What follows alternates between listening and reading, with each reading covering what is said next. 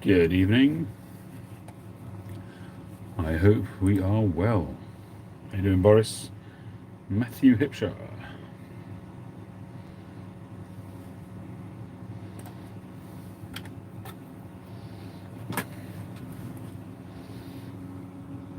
Prime time USA stream.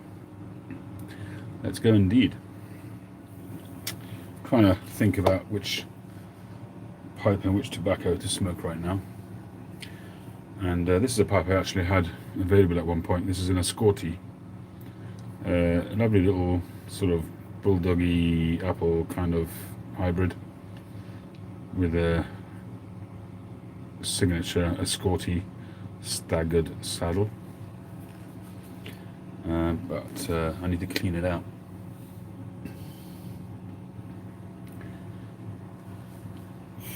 It's just got a bit of residue from polishing in there. Let's see if I can get that clean.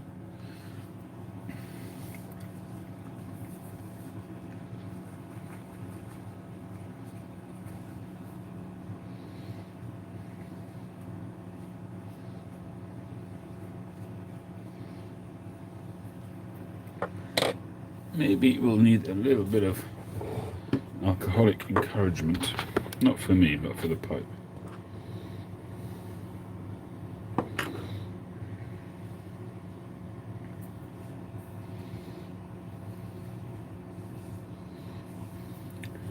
So I'm actually using a little bit of hand gel, which is, I think this is like a 60 or a 70% alcohol, 75% denatured alcohol,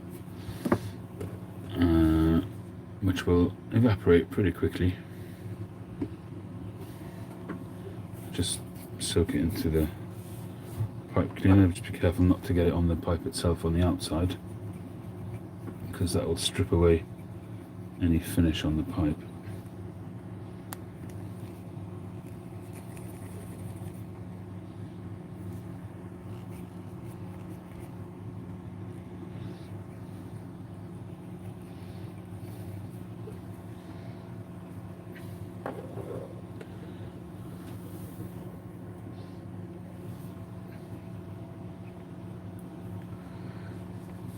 How you doing, hooligan?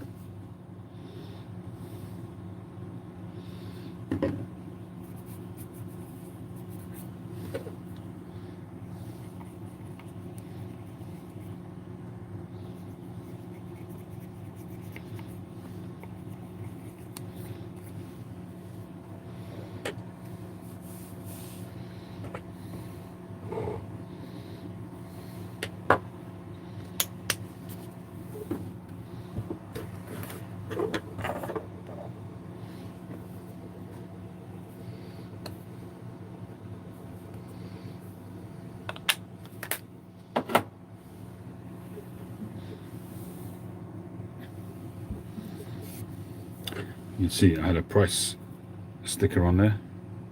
It was £85 at one point.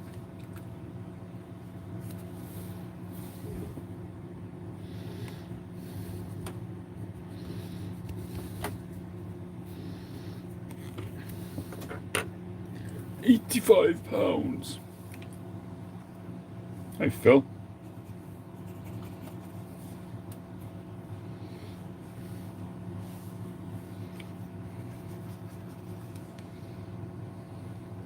Any of you who have seen Faulty Towers might get that reference. £85.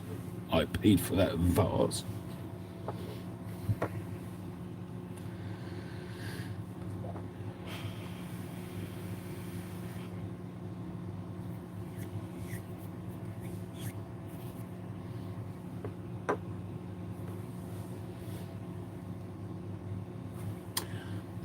Matthew, this is an estate pipe. It's a used pipe. I'm not sure if I've actually ever smoked it or not. I bought it as an estate, as a second-hand pipe. I like Escorti pipes. I've had quite a few of them. Hey Tinker. And I still have one or two. This is a really nice sort of lightweight one. I polished it up to include it in a sale a while back. So when you polish, you sometimes get a bit of the compound which just sort of settles inside the pipe. So you just have to clean it before you smoke it, and I decided tonight to keep it and smoke it. So, because I'm trying to shift a lot of my pipes, my branded pipes, because I'm smoking my own pipes most of the time.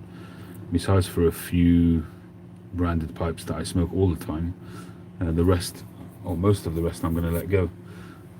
So the ones that stay behind are going to be pretty much ones that are real favorites.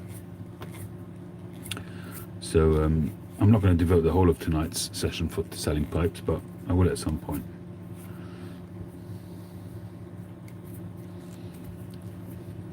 If you have a look at my pipe rack, you can see that they are now occupied. There's a majority of LCS pipes. That's an LCS pipe, that's an LCS pipe, that's an LCS pipe, that's an LCS pipe, that's an LCS pipe, that down there is an LCS pipe. So, and the rest are branded pipes. So I've got my Fabrizio Natalizia, which I love. I've obviously got the Northern Briars Quebec, which I love, and I've got the Ascorti down there and the Stanwell down there, and a Radice Briar Blues Pipe of the Year 2019, which I like. So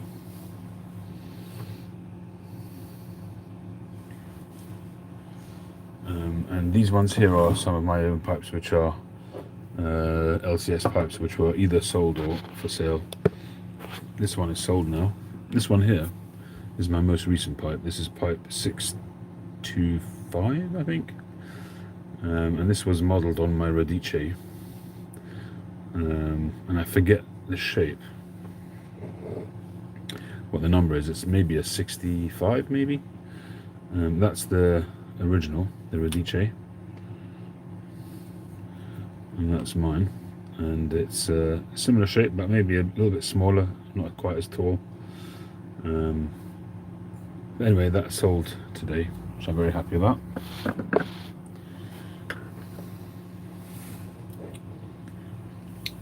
This one here is still available. This pipe is called the Fire Within. So this one's got a little bit of a burning ember inside. Really nice grain. Interesting looking pipe.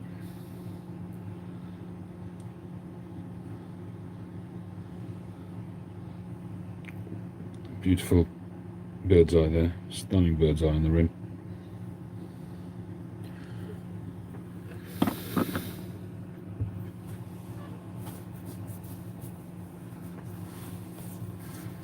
Yeah, that one did sell, the rusticated one, but I'll probably be making more. I just need to fine-tune the rustication so that I could do it without having to do it by hand.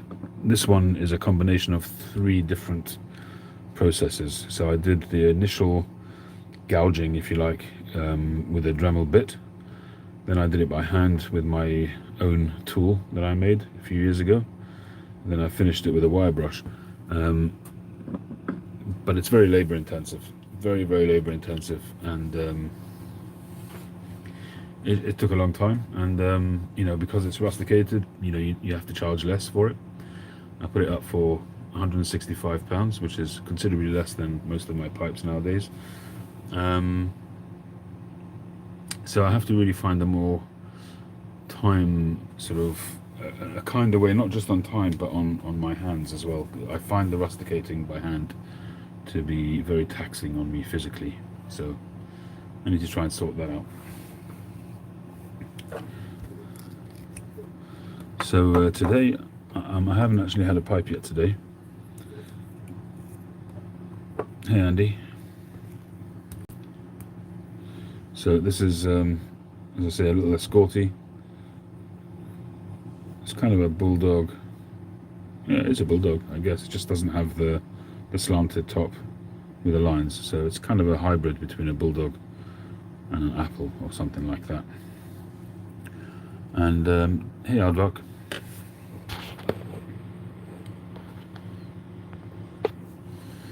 Yeah, getting a bit old for that tinker. So tonight I decided to have some Blend 131. You guys who have been following me for a little bit longer will remember when I first discovered this tobacco. This is a Solani aromatic. It's a whiskey aromatic, and the look of the tobacco is a pretty standard aromatic kind of look, a mixture of colors, blacks and blonde colors and stuff like that. But this one I found, out of all the whiskey tobaccos that I've tried, not bourbon, I'm talking about malt whiskey, this one was the smoothest, and it had the most genuine whiskey flavor of all the ones that I've ever tried. So I highly recommend that, and I've recommended that to a lot of people. I haven't smoked it in a long time. I fancied an aromatic tonight, but I didn't want to go vanilla. I've smoked it so much recently, so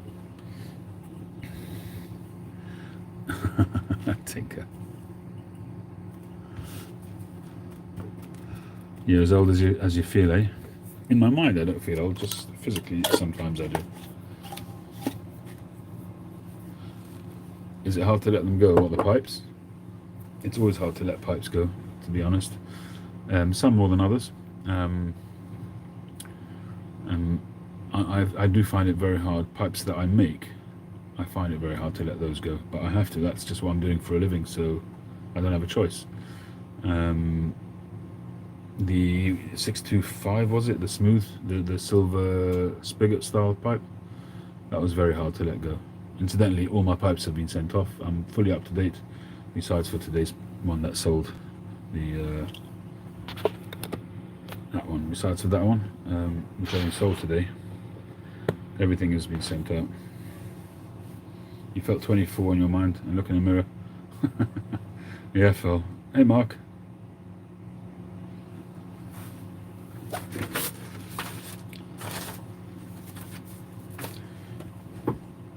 Nice looking bulldog on Phil's YouTube channel, if anybody's interested. Check it out. Hey Ross, how you doing?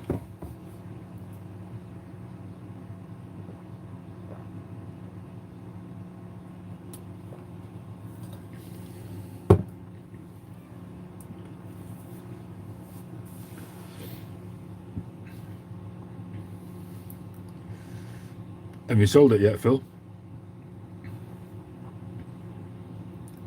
Yeah, Ross. Nothing like a good old pipe sale to get you on board, eh, Ross? Good to see you again, my friend. Thank you for joining. Been alright. Been alright. Besides for life, been alright. Been spending a lot of time doing family stuff, parent stuff, that kind of thing.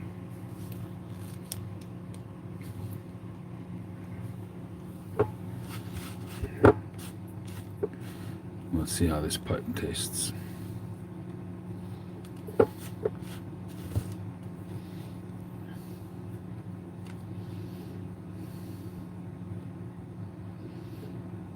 Oh, it's a bit pricier. I'm assuming it's not 9mm, Phil.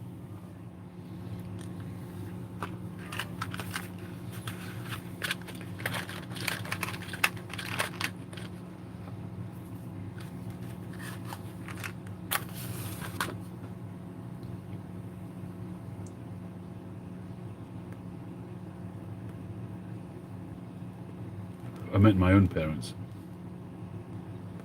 Parenting my own kids, that goes without saying. But both of my parents are quite fragile these days, and fairly frequent hospital visits and stuff like that.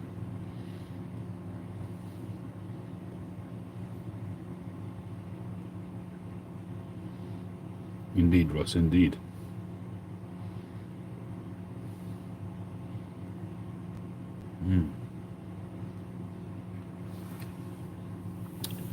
This tobacco tastes good. I should have actually put honey in there. I don't know why I didn't.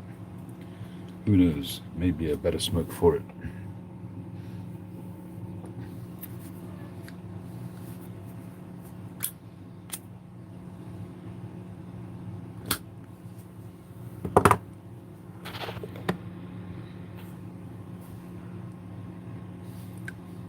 Great clenching pipe.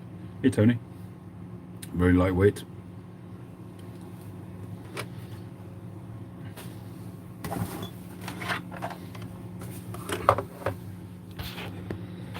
Let's see how much it weighs. It's with tobacco in. 45 grams with tobacco, so it's probably about 43-44 grams, this pipe. Really lightweight. It's not the years, it's the miles. Yeah, tell me about it. Well, my dad's done both. He's worked hard all his life, and my mum both worked hard all their lives. And dad's in his mid-80s, mum's late 70s, and wear and tear takes effect.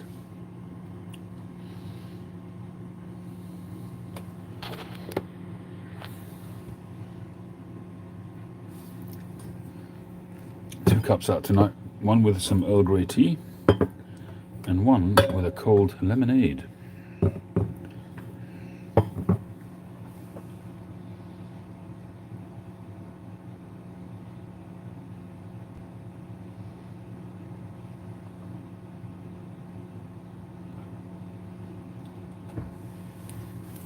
So, a couple of things which I want to be doing this week.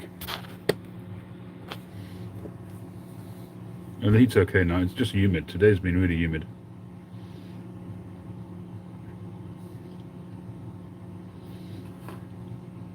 You hand squeeze the lemons.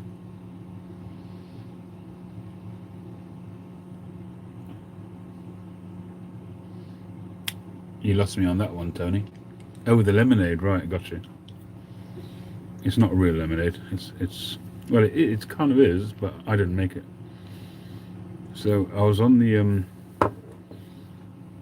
Pipe Club of London Zoom, which happens once a month, because we don't meet at JJ Fox's. Hey, Jeremy.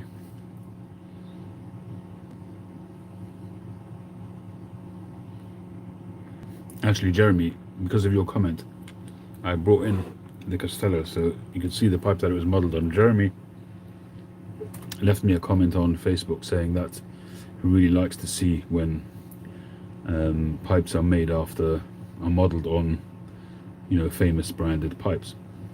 So this one was modelled on, this one was modelled on my Costello, which is this one here.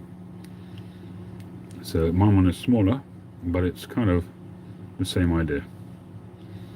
So I just thought I'd show you that, Jeremy, now that you're here. You can see the difference in the shade there. Mike says that that's the shade of the briar, and there's no staining on there.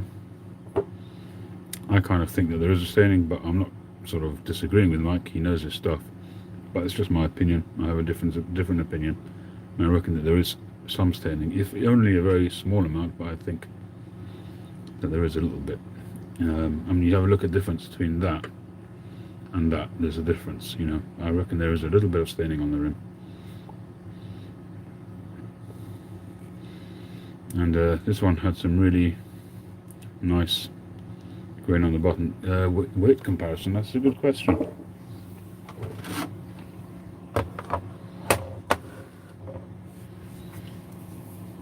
Yeah, I've seen really red briar. I'm not disputing that it exists.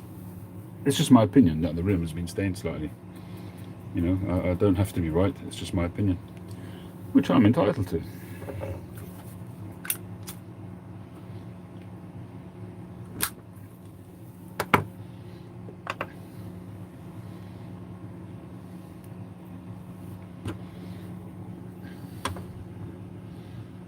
That's 65. This is the Costello.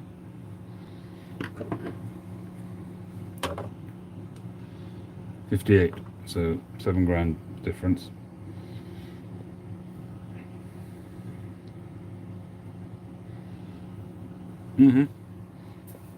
As I say, I think it's a really light stain, but I do think there is a little bit of a stain on there.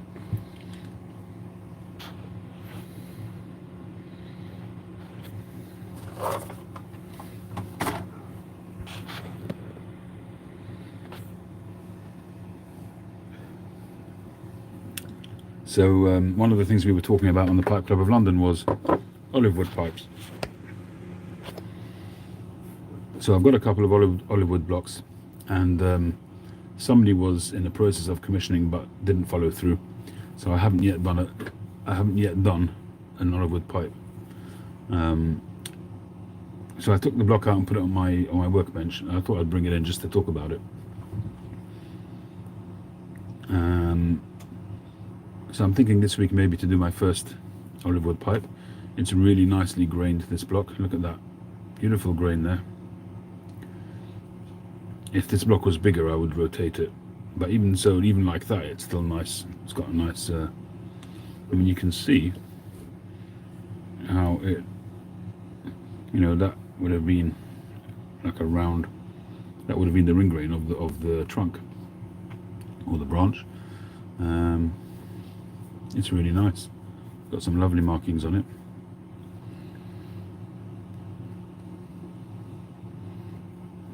I've only got 2 blocks of olive wood, and I'll be marking up another block. This is a Mimo block. Actually, it might not be, I can't remember. But it's got some nice grain in parts, but I'm going to try and do another Ramses. It's quite a complex pipe to line up, and I might even start again with the drawing and lining up, but we'll see.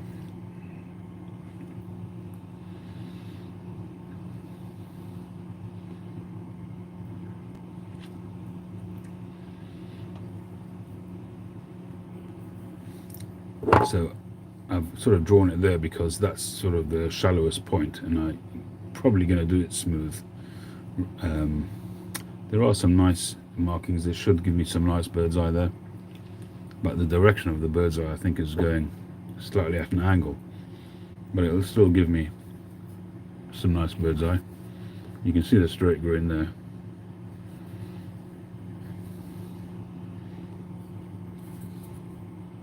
And I think this time I want to make it a little bit smaller than the last one, so it's more of a a daily use pipe.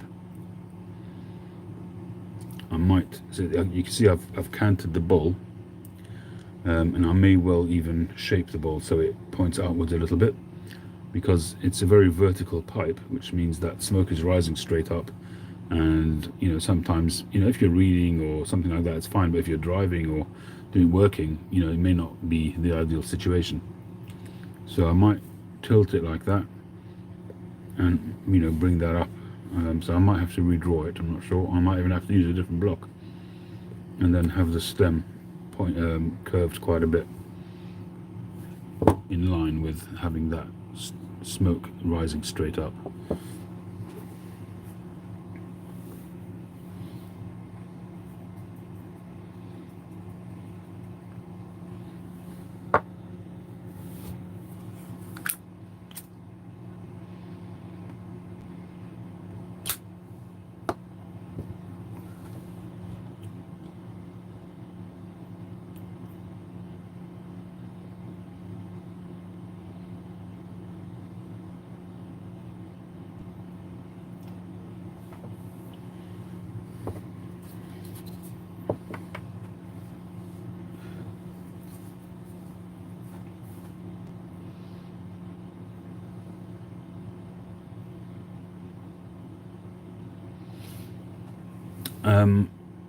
Is olive wood a harder wood than briar, is what you're asking. Mimo is just one of the suppliers of briar wood.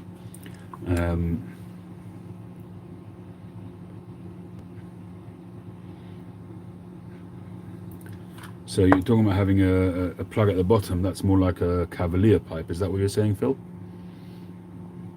I've never made a Cavalier pipe. It's a pipe I want to do as well.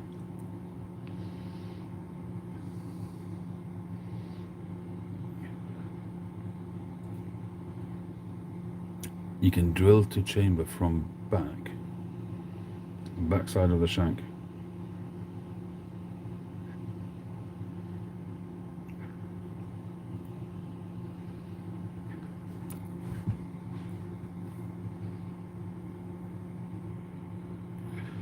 Right, to give you the angle on the chamber.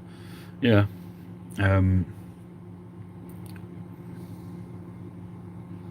there's lots of different woods you can use. I only use briar so far, and mortar, briar and mortar. But there's loads of different. There's lots of different fruit trees in which people use. There's pear, pear is used. Apple is used. Cherry is used.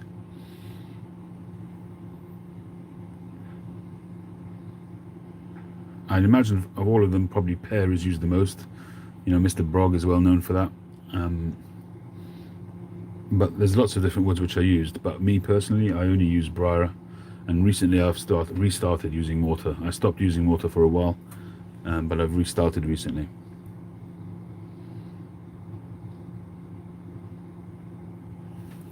This one is this is something of a hybrid of the two. So this is a briar pipe, but with a mortar adornment, but the bowl itself is briar, and we've got a mortar there to sort of tie in with that adornment.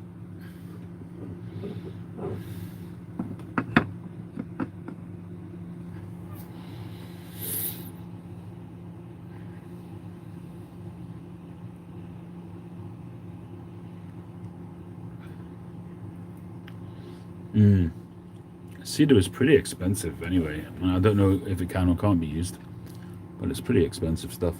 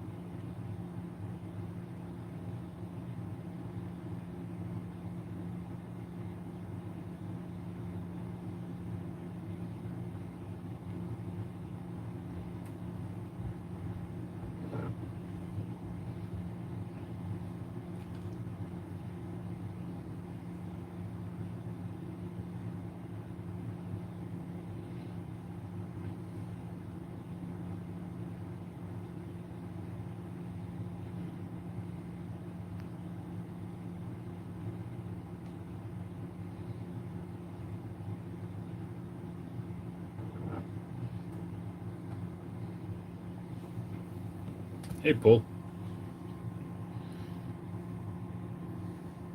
Hey Cole, how you doing? Which is my favorite pipe? Ooh, that's a tough question. As Ed would say, his favorite pipe is the one he's smoking right there and then. But I guess what you're asking is if I had to run out of the house with one pipe, which one would it be?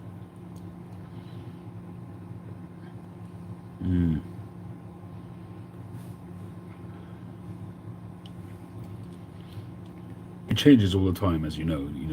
Lots of different pipes do different things for you, but at the moment,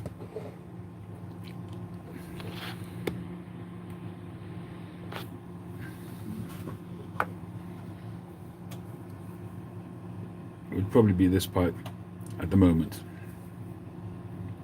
This is one of my Orlick Golden Slice pipes. My two main Orlick Golden Slice pipes is this one of my oldest LCS pipes. By no means perfect, but it smokes beautiful for me. And this one is more recent, probably within the last year, but it smoked from day one. It smoked OGS just beautifully. A nice bent egg. So I think I'd probably grab that one if I had to.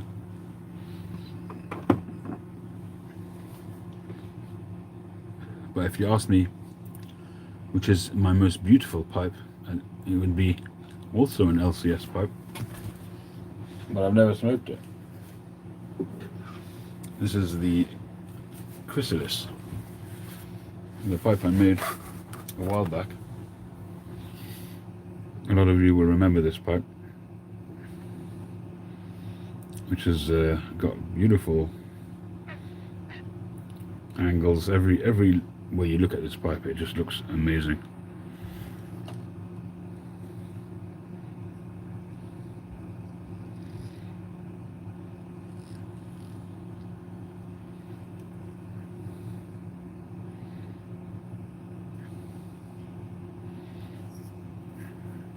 never been smoked. It was sold once.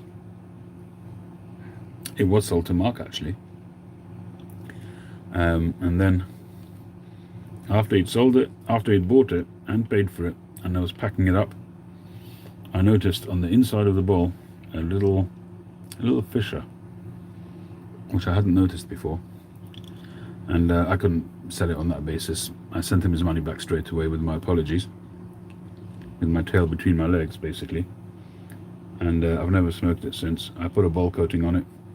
I'm sure it'll smoke absolutely fine.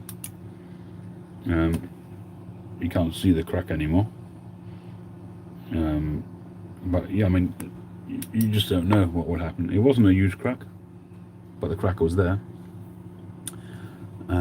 So I don't know if it'll ever get smoked or if it'll just be a conversation piece, I guess.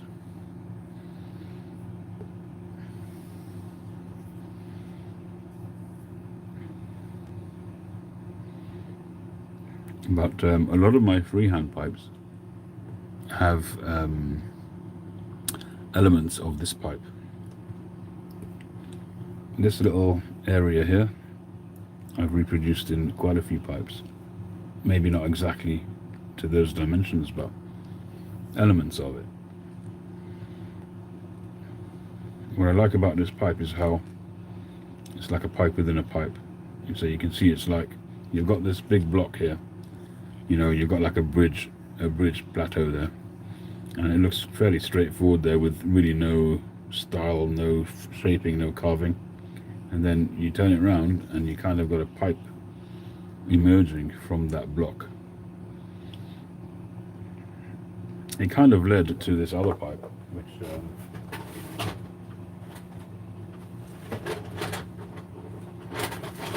now that I think about it, this one I couldn't sell either because it had problems.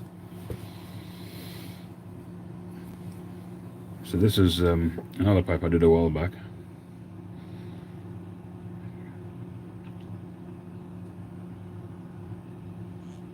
It's a really nice grain, but had some serious flaws in the briar. So I just played around with it. And this is also a pipe within a pipe. So I carved this here, which is like the shape of a pipe there, but it's actually the shank. And here you've got a carved blast on that side there, which is the bowl. And it looks a very realistic sandblast, doesn't it? Well, that's a carved blast. But this, as I say, this is just really an adornment. It's a carving, but it's actually the shank of the pipe. But as I say, I couldn't sell this one either. I don't think I'd ever smoke this one, to be honest. That's another kind of display pipe.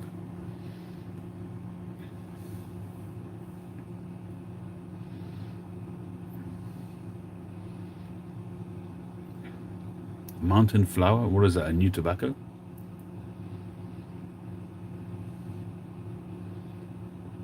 Oh, Sun Bear Mountain Flower. I would have liked to have gotten the anthology, but I never got into it. I'd like to try one, you know, a couple of bowls of it.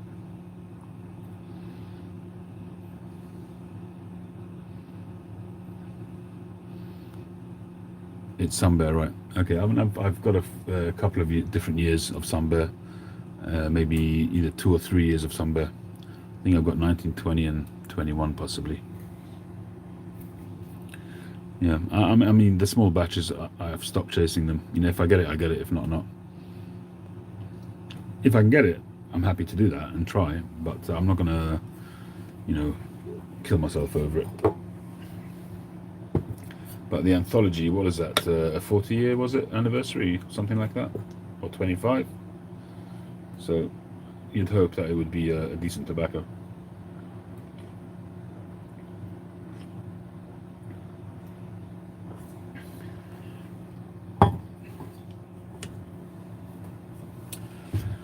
Alright, so you guys want to see some pipes? Anybody interested in buying any pipes tonight?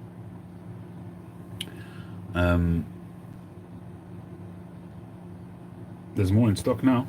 Cool. I might try and grab one then.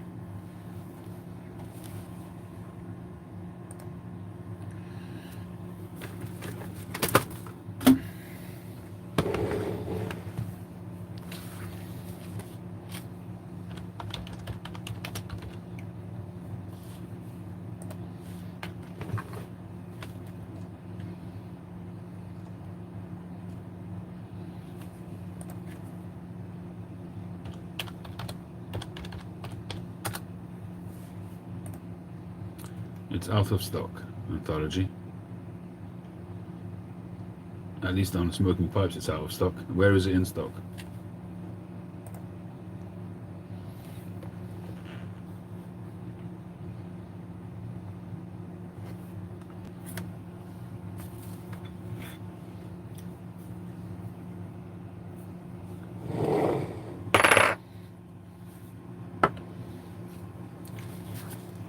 Where is it in stock, Jeremy?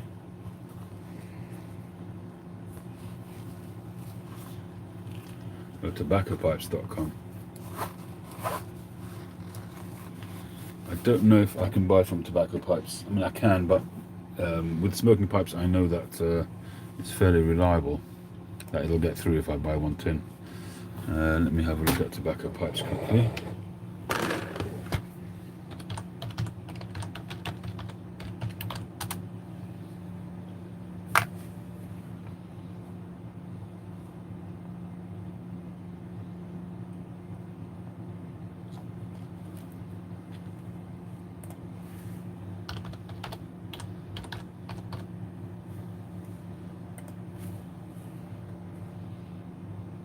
They've got 142 tins in stock.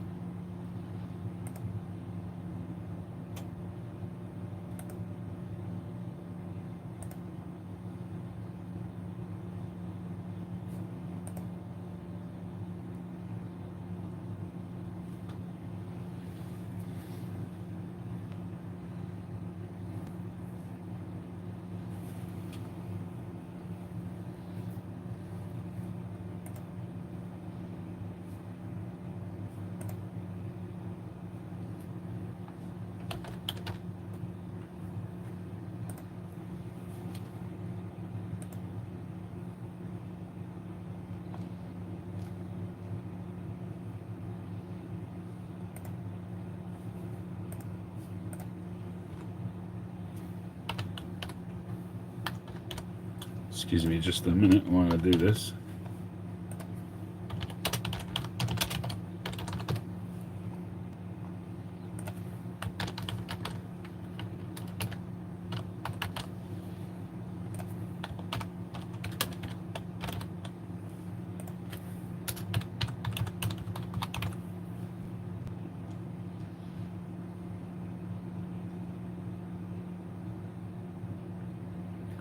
$25.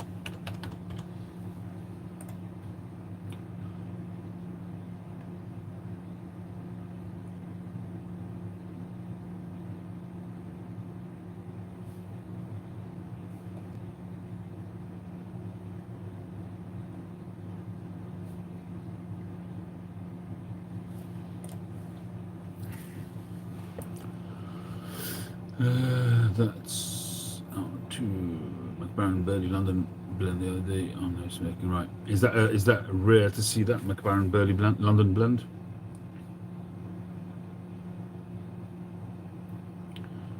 Yeah, I'll be honest with you, Boris. I find that the Sun Bear for me it's nice. It's got a good honey flavour, but it just doesn't stand out for me enough to make it exceptional. The 2020, I got a few tins.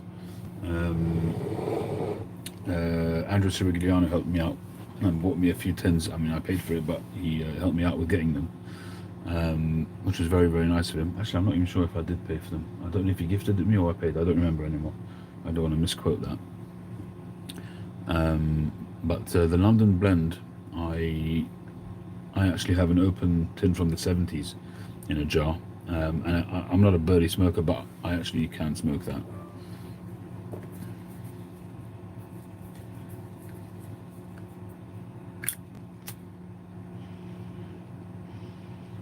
But I've not tried any newer versions.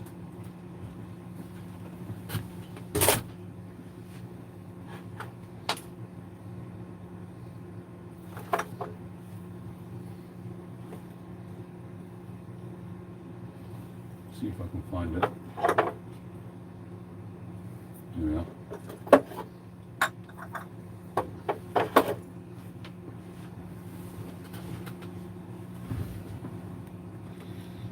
Very London blend from the 70s.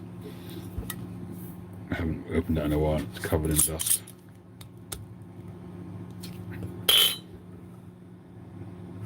Oh. It's got a very, very fermented aroma. It's very dark.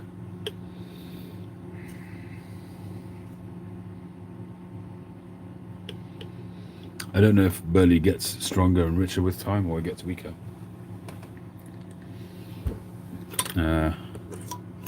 I really don't know much about burley at all.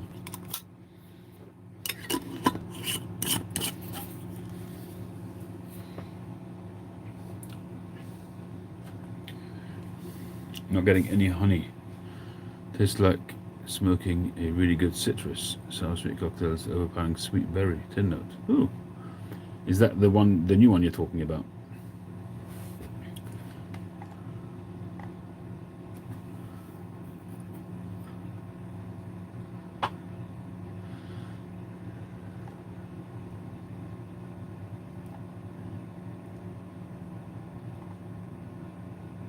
The mountain flower.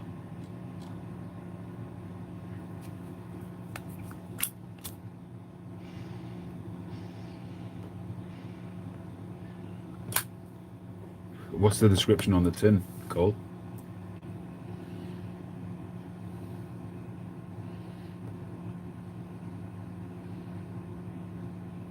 There is honey in the new Sunbear?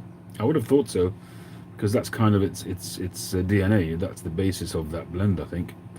Is the guy that blends it? He has his own. He keeps his own bees. I forget his name.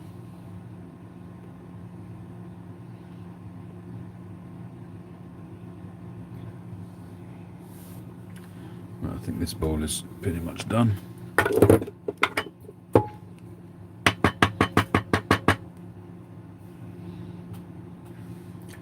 That's pretty good actually, and the pipe was okay. I thought maybe there was a reason I'd put this pipe up for sale, but it's fine, it smokes well. I have tried Semois in the past, didn't enjoy it at all. I don't know about the Bremeuse, I don't know if that's different, I just had Semois.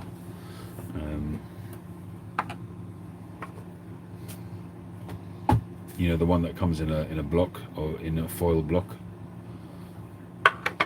Quite a dry tobacco when it arrived, like a shag cut.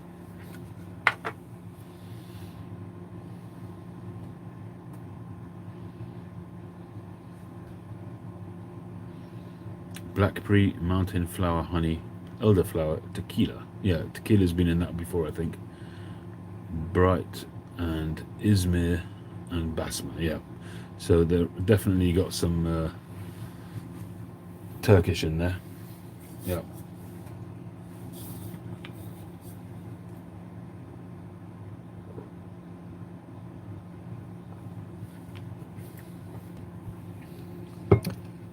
So what taste do you get? You said you had a tin note of berries.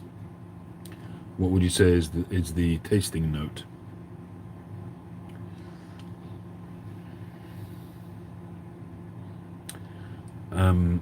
I don't know much about Shalom pipes. I've wanted to get one in the past just to say that I've got one. And I know one of the guys that used to carve there. I'm actually on a group with him in an Israeli pipe group.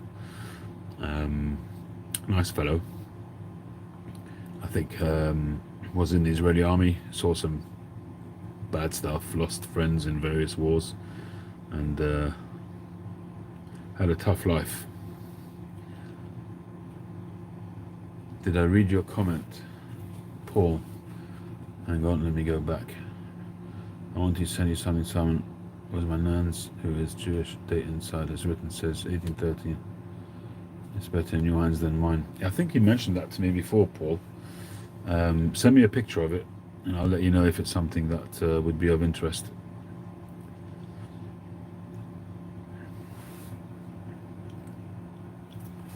But I appreciate the gesture. Thank you very much.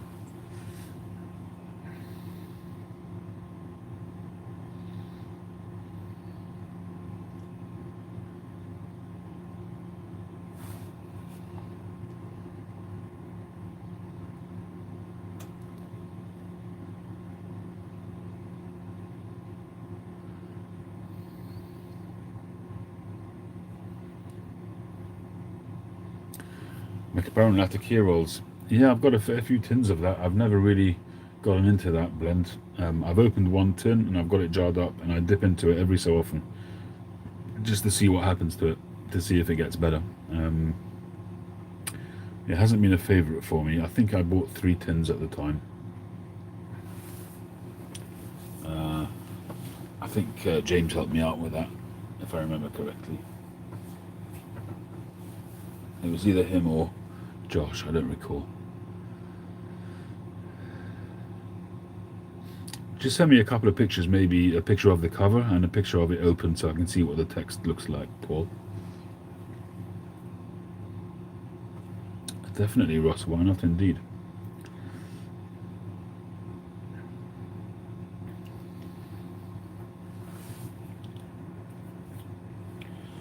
Okay, so let me show you some pipes, and if any of you are interested in any of them, let me know. I'll try and work out the best possible price, because I want to shift them, and to be honest, as long as I make my money back, I'll be happy, or thereabouts.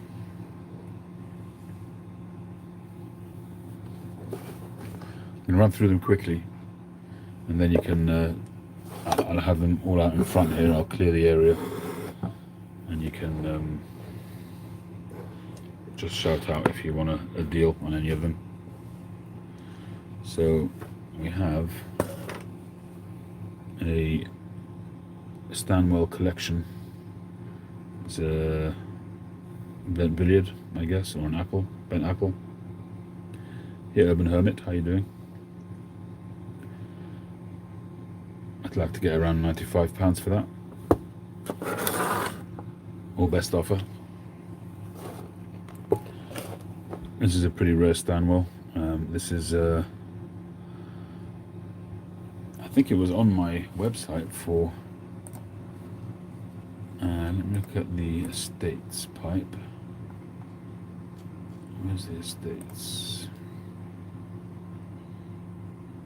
Yeah, alright, thank you, doing well. Okay, so on the Estates page on my website, it was originally for $250. I've got it on there reduced for $205, but I'll take a reasonable offer on that. Don't be shy, make an offer, I won't be offended.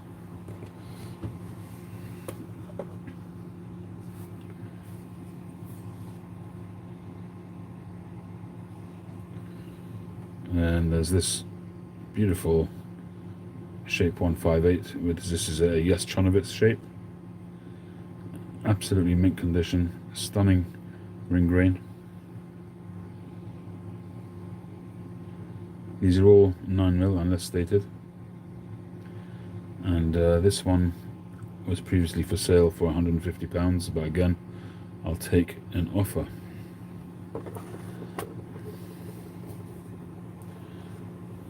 This is a Hans Christian Andersen. That's a sandblast, yeah. That's a sandblasted ring grain. Really tight ring grain on this. A stunning pipe, beautiful plateau. Mint condition. That's a stunning pipe. Silver band as well, sterling silver band. This is a Hans Christian Andersen. This is a 1989 pipe of the year for Schneiderwind, which I think used to be a pipe shop. Really nice grain on this pipe. Beautiful bird's eye cross grain, and this one comes with a second stem, a church warden stem. I think this band here is gold and this one is silver.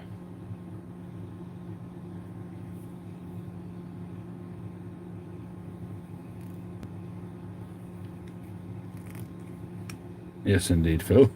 Patience is a virtue, boy. I think this is gold. I think this S, which is gold as well, which I think is quite rare, the Stanwell S. I think this band is gold because it never tarnishes. It's either gold or gold plated, but I think it's gold, but I can't guarantee that. So this one was previously offered for 110. Again,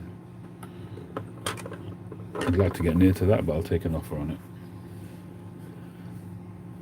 Then we have a calabash, a Stanwell sandblasted calabash. That's a steal. I didn't remember that price. That is a steal, £65.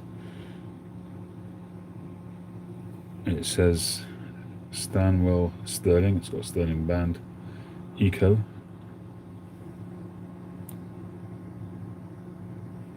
Danish design. It's well used, you can see that, but it's got a nice sandblast ring grain on that. That's a bargain, £65. If any of you see a pipe that you want, just shout out.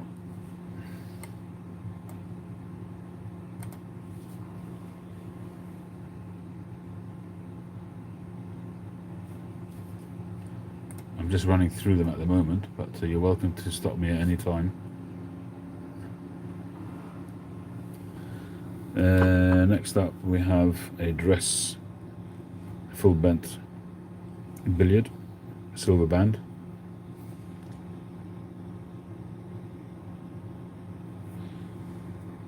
£85 or near offer.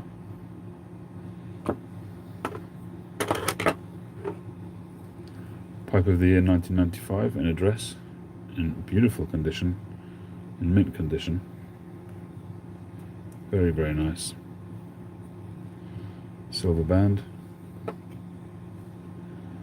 The engraving is a little bit worn, but it's still, the pipe's in great condition. It was previously offered at 150. Again, I'll take an offer. This one is it 94? No, 2004. 2004 sandblasted pipe. Pipe of the year, Stanwell, silverwork. It was previously 130. Again, I'll take an offer. Another shape 158, a Yeschonovitz shape. And that one was marked 115. Nice plateau. I'll take an offer on any of the pipes if anyone's interested.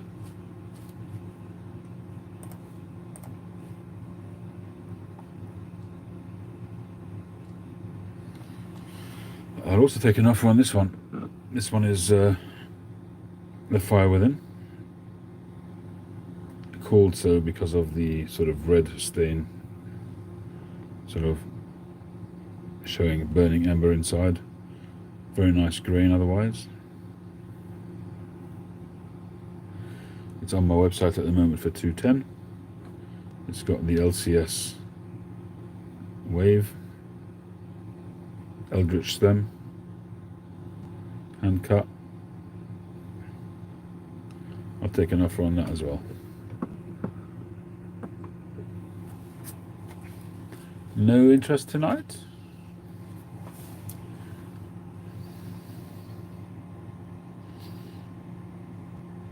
Yes, indeed, fire and brimstone.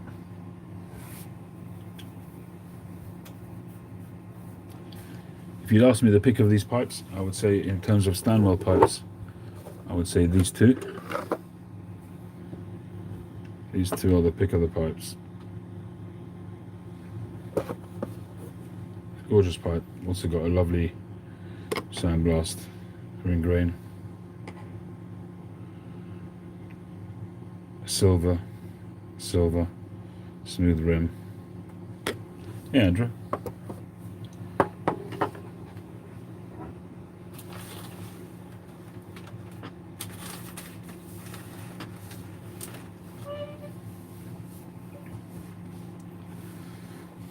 So I'm just going to leave the pipes there. If anyone's interested, just say so.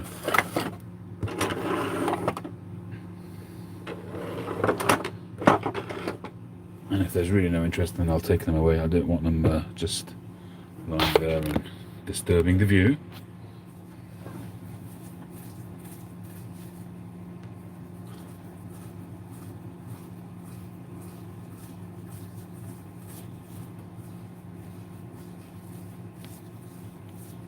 Naps. Is that North American Pipe Smokers? I think I'm on there. There's also a Stanwell group as well. Tinker.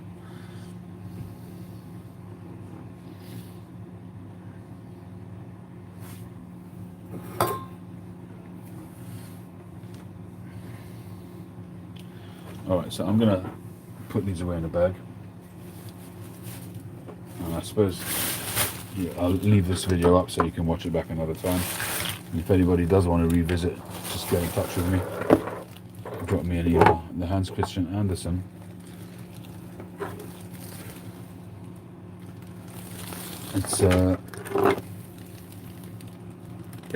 I've got it marked at 110. So, but I'll sensible offer I'll take. Comes with 2 stems.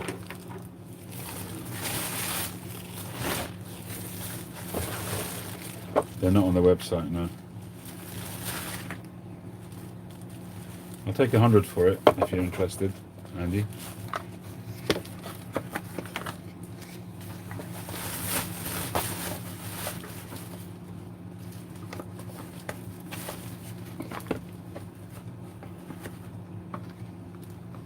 Oh, New Age, yeah, I am in there.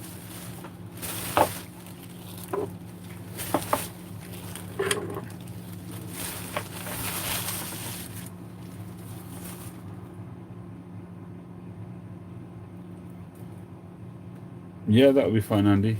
Drop me an email, please, just to confirm it, and I'll put it away for you.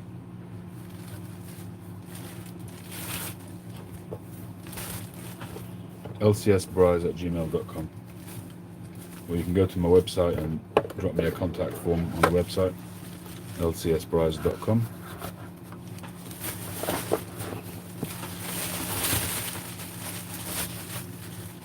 Alright, so that's out of the way. We can just get back to normal business. I don't like to labour an issue. If there's no interest, there's no interest.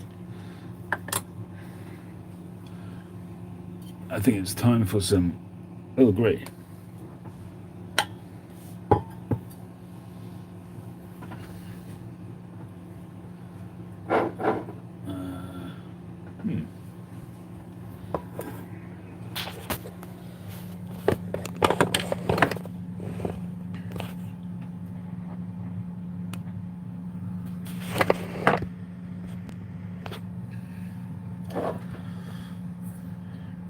I think I'm going to smoke some OMS Nightfire.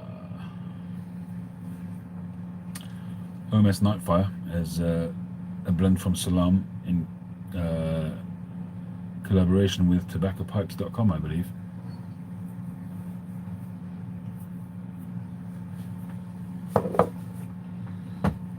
They only did one release so far, I think, one run.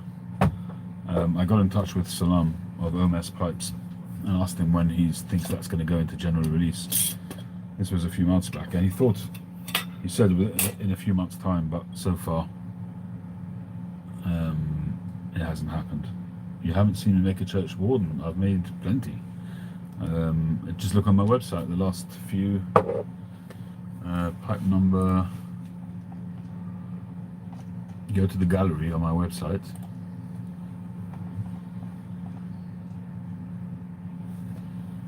There you go.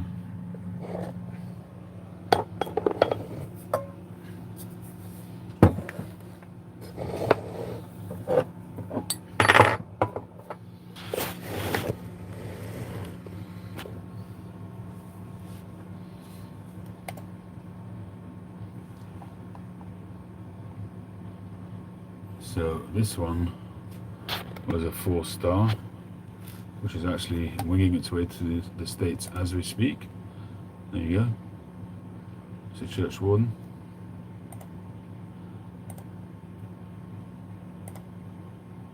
Had a beautiful stem on it, hand cut, stunning grain.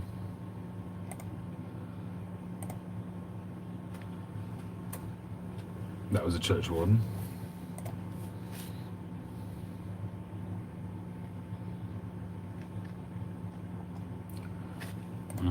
What's the next one? There's another one. This one's more of a semi-church warden, I guess, but still. Thank you, Andy.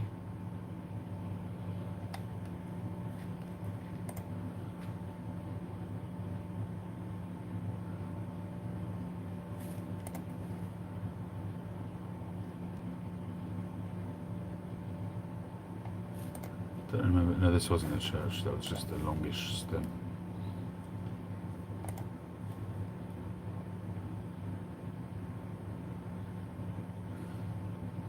I go back sometimes and I see the shapes that I've done and I just forgotten them.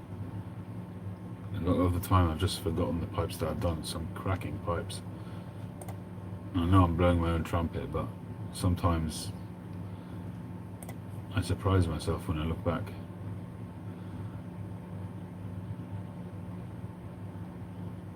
Anyway, enough of that.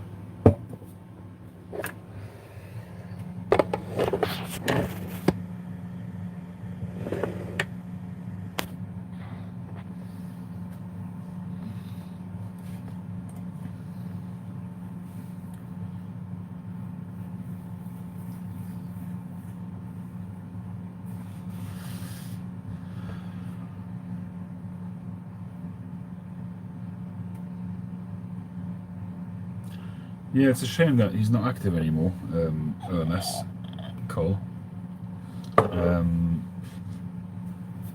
because I think he was, he was one of the older YTPC guys, and don't mean in age, but in terms of how long he's been on YouTube. I think that's happened to a lot of the guys who used to post a long time ago. They've done their stint, they've put in their time, and they just let the next generation of YouTubers do their stuff, kind of thing.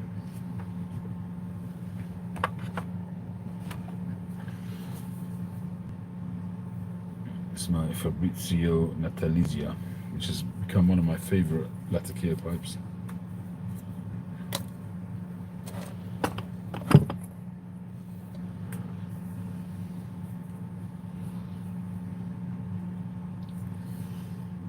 I would make more non-filtered pipes.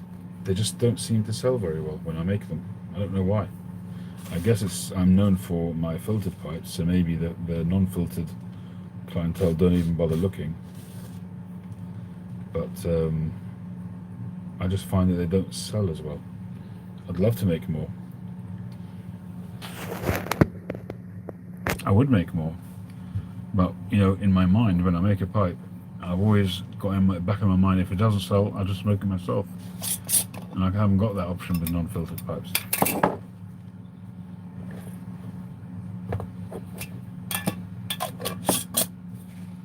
I mean, truth be told, they do sell eventually, even pipes that don't sell readily.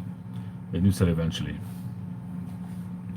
But obviously I'm in the business of making pipes to sell, and I don't really want to be sitting on the pipes for a long time.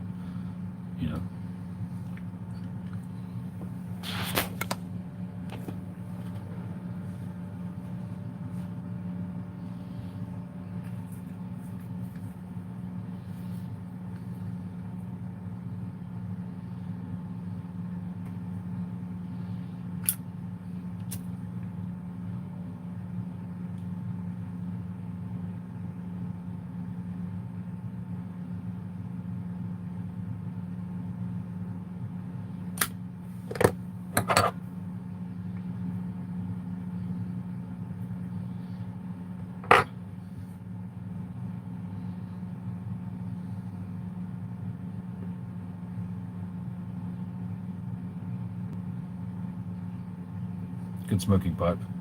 This was a pipe I commissioned way back, probably about 5 years ago. And this was based on a pipe that Jim Duchesne did, JD Smoking Pipes, for Drop Bear Woodworks, for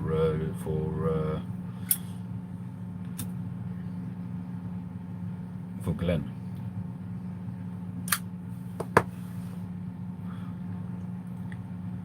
The grain on Glenn's pipe was just out of this world. And when I commissioned it, I sent him the pictures of the pipe. And I was hoping that it would, find me a similarly grained piece of briar, but it's a lot darker. You can't really see the grain that well. And for a while, it fell out of favor. And I'd actually put it up for sale a few times, and I'm glad that it didn't sell, because it's become now one of my favorite Latakia pipes.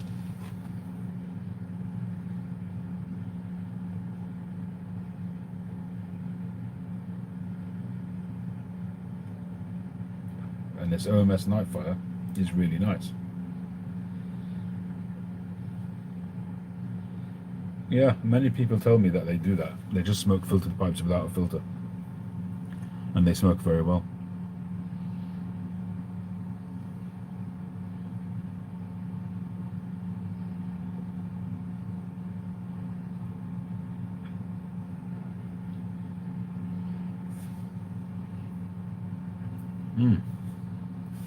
Glad to hear that, hooligan.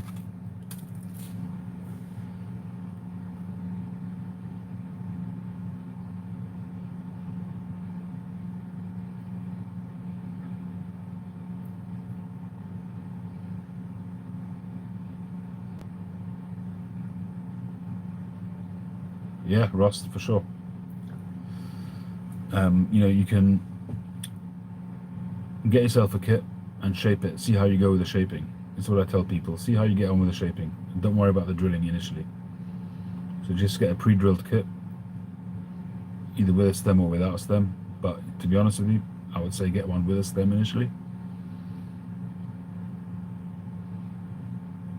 and just try a hand at shaping the bowl.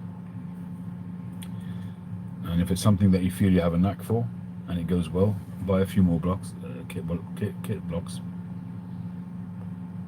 And if that goes well and you feel that the progression goes well, then consider buying a lathe and then buying blocks and drilling them yourself.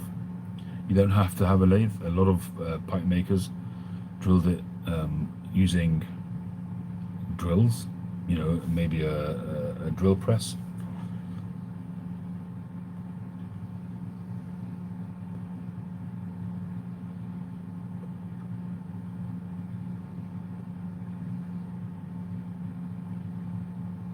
What number are you up to, Andrew?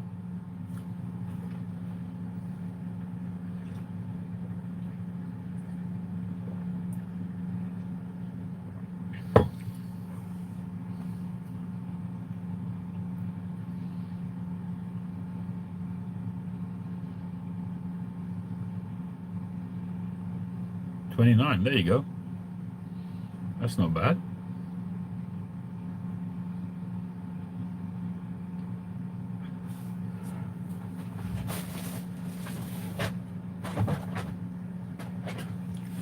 I still have to take, this is the pipe that Josh sent me. I haven't taken that on a maiden voyage as yet. Hey Daniel.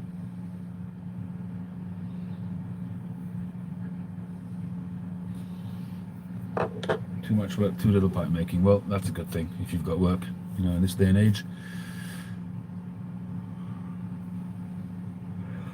I think in this day and age you've got to be grateful to be working.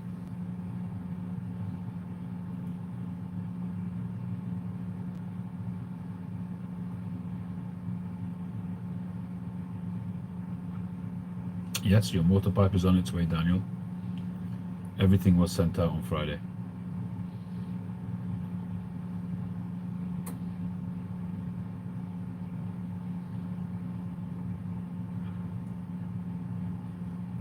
Hey Luke, you just puked from drinking beer in front of your family. Well, I hope they're proud.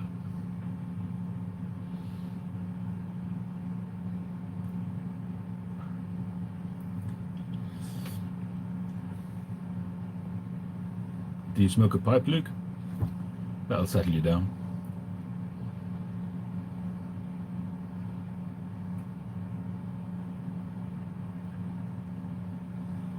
My dad's doing not bad. He's doing not bad the last few days.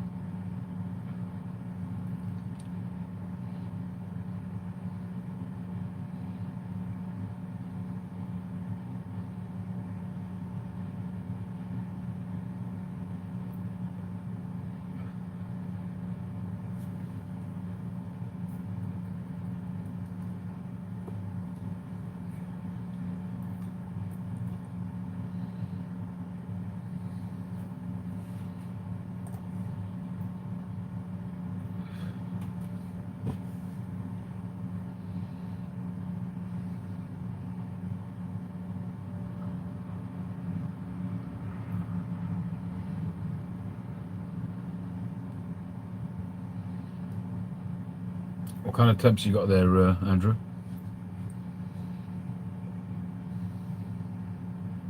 Ah, Ross wants to get down to the nitty-gritty. How many beers, Luke? He wants to know if you can hold your drink or not.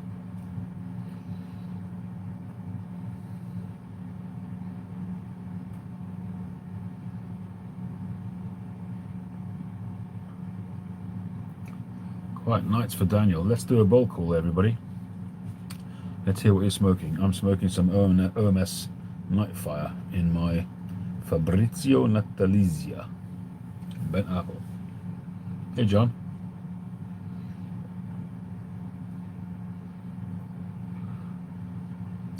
Escudo and a Castello. What a surprise. Welcome aboard, Mike.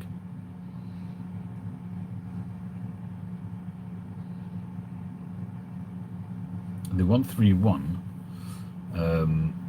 is it looks like mostly bright Virginias, but to be honest with you, it's a real aromatic, so I don't think you'd really be worrying about which types of Virginia it has. It's a proper aromatic, so if you're buying that, you're buying that for the whiskey flavor, not for the Virginias.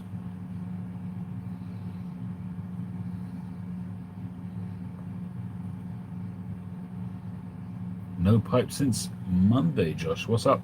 COVID?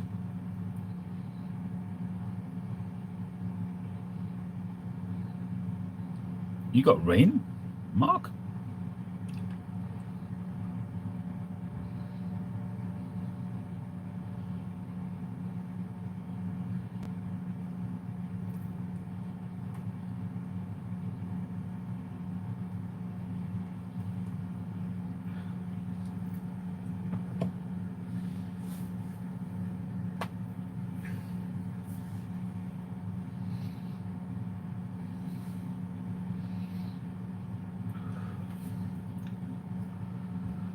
Oh, right. I wonder, maybe it's raining here as well. I've got no idea. So yeah, Daniel, your pipe is on its way. On Friday, I sent out. I must have sent out about 10 pipes on Friday.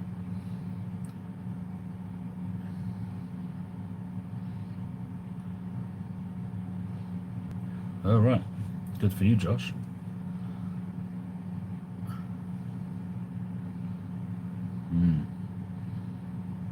What does that mean? Making it teenager. No longer pink?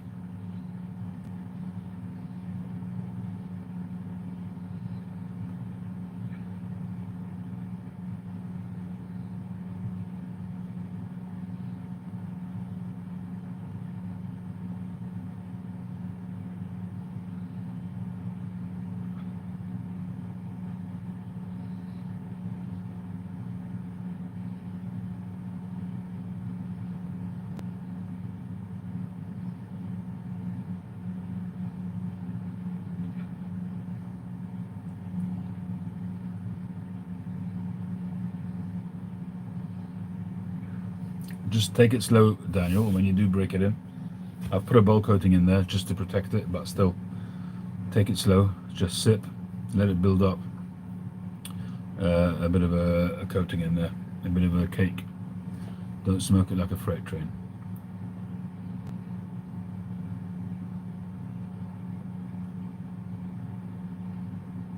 Lounging chair instead of beanbag. Grown-up posters, no Disney. I see. Lots of teenage boys, is it?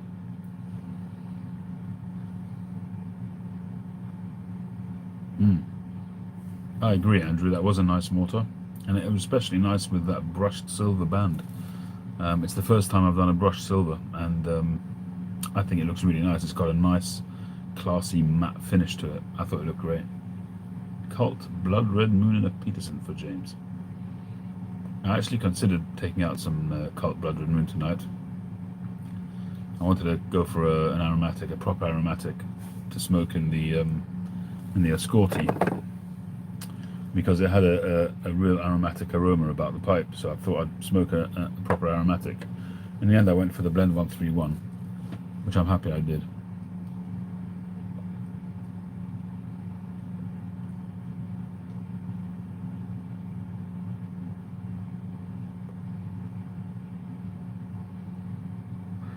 It could well be that you're right, Andrew, that's the way to do it, but I just find that they're so temperamental that you just have to be careful with them. So any mortar pipe that I make now, I always put a coating in it. I've heard too many people talk about problems that they've had with mortar pipes, and for a while I stopped making them, but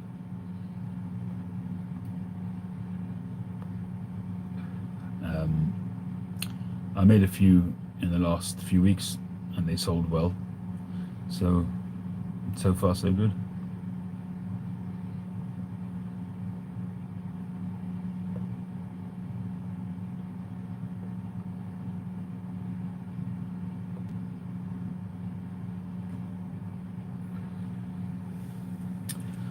Alright, what is it? It's 1:20. We've been on almost an hour and a half. I'm happy to stay on longer if you guys want to stay on longer. Otherwise, as far as I'm concerned, yeah, I mean, I've got an olive wood block here which I brought in just as a discussion a bit earlier on. I haven't yet made an olive wood pipe, but I may well do one this week. And the other block I've been working on, drawing out on, is possibly making another Ramses. I'm not sure if it's going to work out with this block or not. We'll see. I've kind of drawn on it roughly, but I've got to double check the lines on it and see if it will actually work well enough.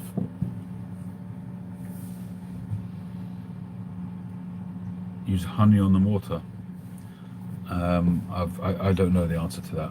I mean, maybe Mike would know, although Mike says he hasn't smoked a mortar either, but I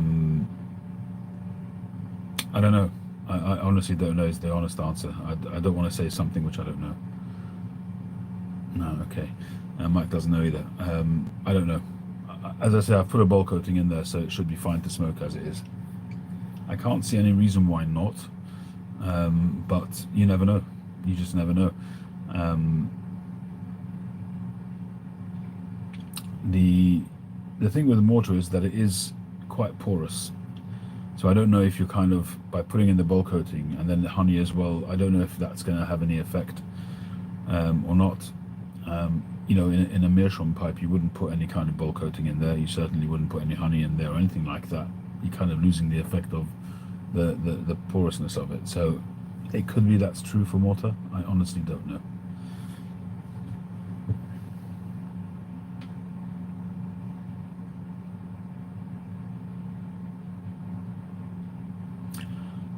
I don't mind talking about cigars at all. I love talking about cigars. Regionals.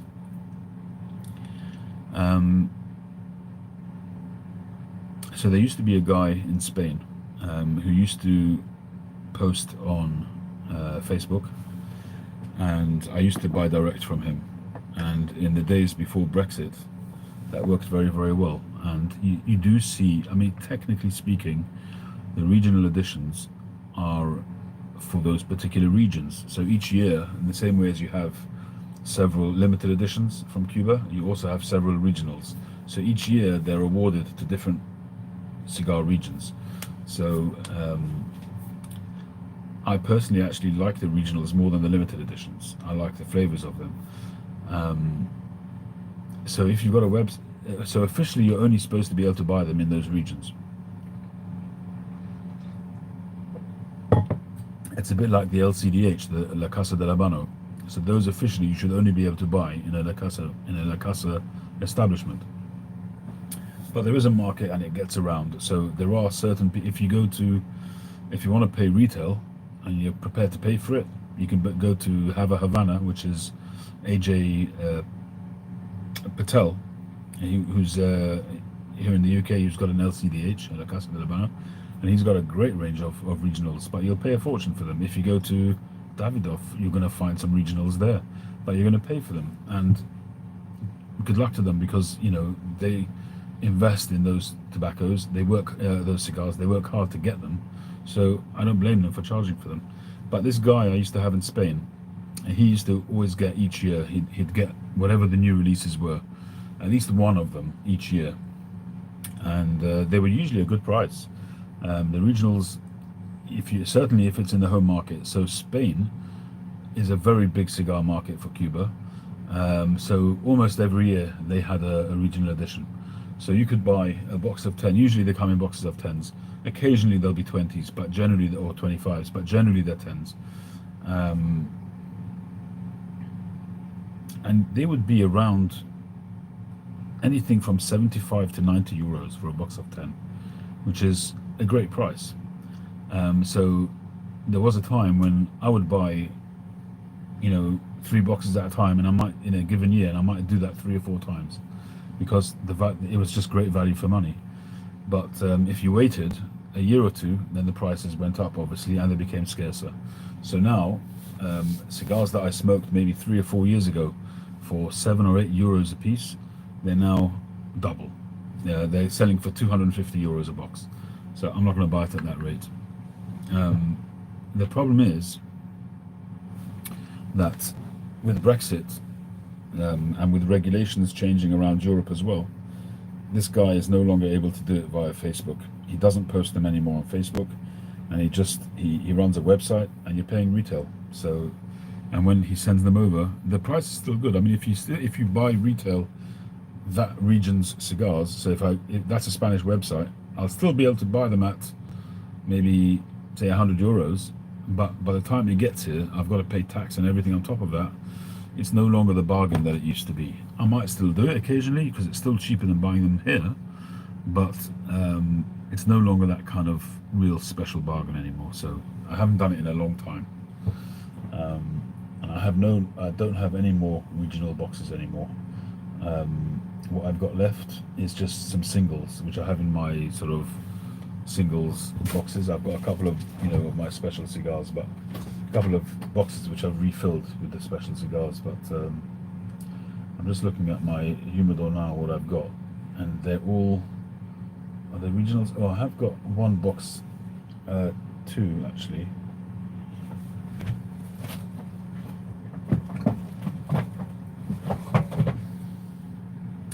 This is a box which I've had, I think, 3 boxes of these. I've smoked 2 of them and 1 I've kept, and I haven't started them because I know if I start them I'll finish them. Fantastic cigars, absolutely. I actually, when I got them, when they had just been released, they smoked fantastic, and I found them hard to resist. I'm just holding it sideways because the stickers on here are pretty gross. You've got a little baby there and that bloke there, so I just didn't want to see it. These are Ramonayones from 2016. These are hexagons, they're called. That's what the name.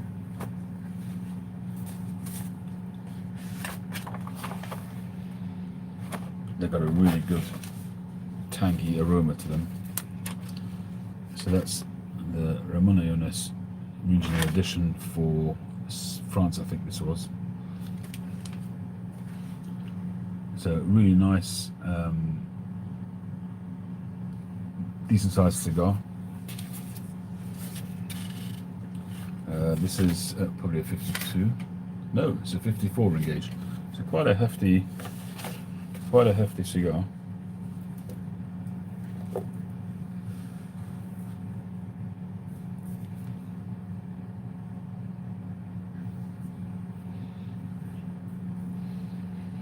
It smells amazing.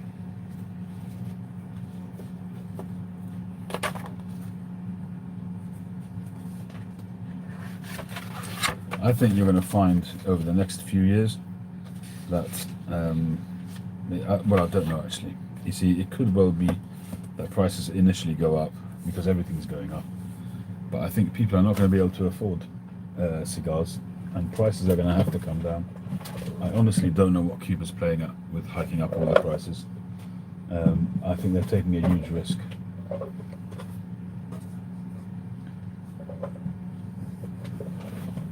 What is my other? Where is that? Oh, there it is.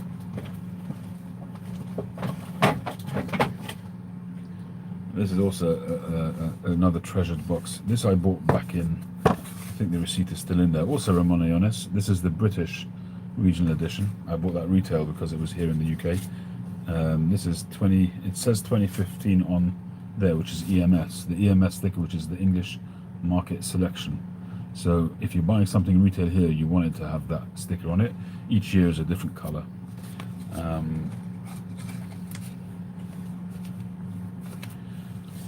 I bought this at Dunhill 1A St James's, which doesn't exist anymore. When did I buy this? 2017, the 10th of January 2017. So that's 4 years ago, 4.5 years ago. 5.5 years ago. What a great aroma. I've had quite a number of boxes of these. These are a Petit Bellicoso, and it's actually amazing how they've changed. It's a really lovely Vitola, beautiful looking cigar, torpedo head, tapered head, but it's quite a short cigar.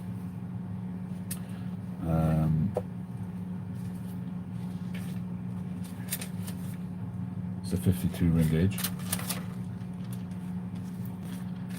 But when I got also I went through quite a number of these boxes when I first started smoking cigars. They were readily available at the time. They were about £200 a box. I paid £202 I paid for this, £202. This was the very last box left available retail in any of the tobacconists that I could find. I mean, it may have been available somewhere, but the ones that I knew, the ones that I frequented, this was the last box. And in actual fact, I had at one point I had 3 boxes of these, and this one was the worst looking box. It looked green, and I haven't looked at it for a while, and they have changed. They are a really nice color now. They're getting there. They're not quite, I mean, the aroma is good, and that's the reason why I left this one till the last, because I just wasn't sure about how they would smoke.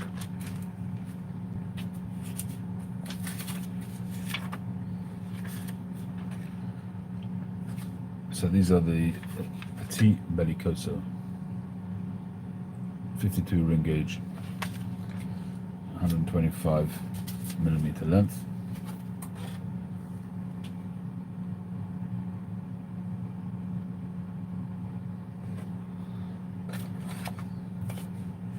So again, this one, I know that if I start this box, I'll finish it in no time. So I've somehow managed to resist starting it.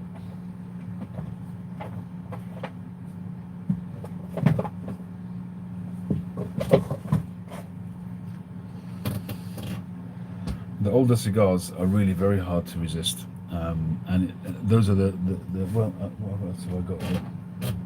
I have a limited edition. This one is from 2019? Yeah, 2019. This is also Ramon Allones, limited edition, and this is a number 2, which is a classic number 2 Vitola, which is a torpedo, which is I think it's a 6x52. I think that's the classic number 2 size. Comes in a nice box, unusual box.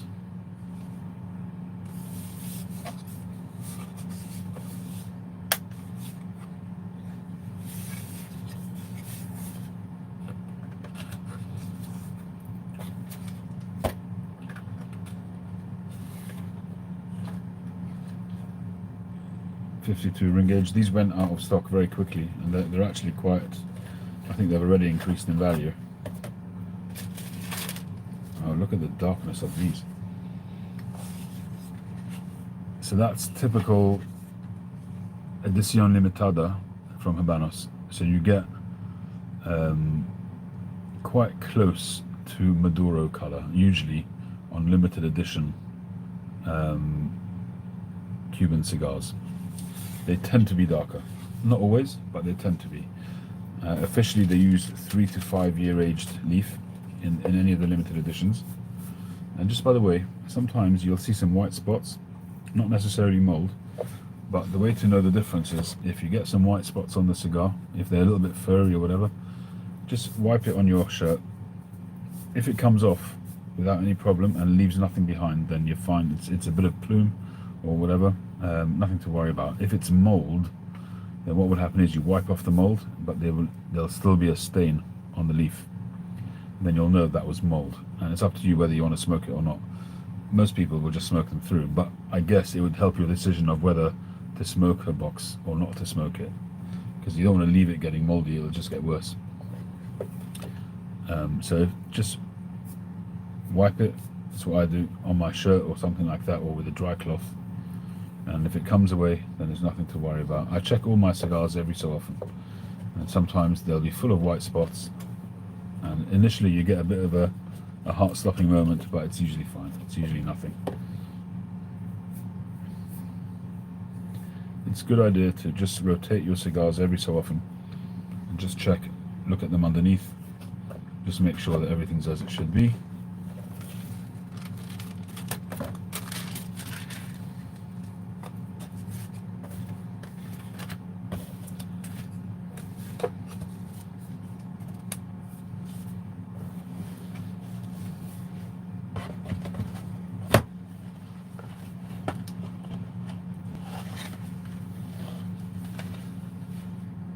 Yeah, I mean, for me, it's the Serie V Milanio is my favourite.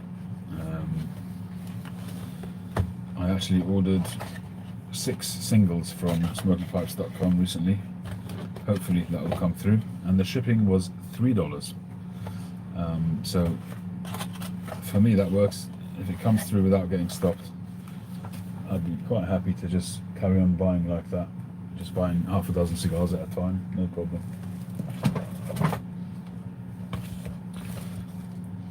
This is a Monte Cristo limited edition from 2016, but this is almost finished, I think.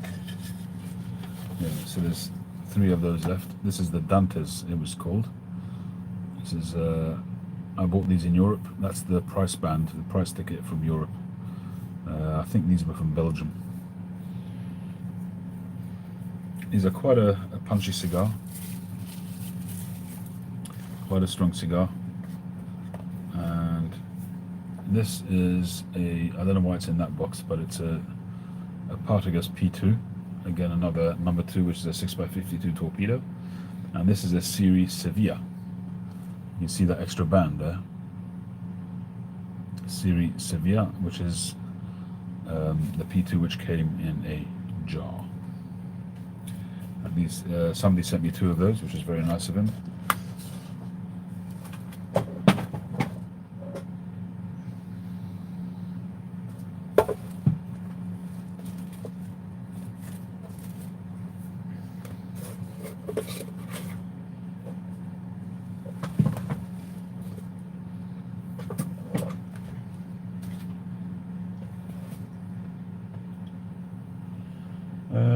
What else can I show you that might be of interest? Oh, I do have an interesting, this is still from my Zurich trip. I haven't showed this very often. This is just a little presentation box from 2013. I have showed it before, but not too often.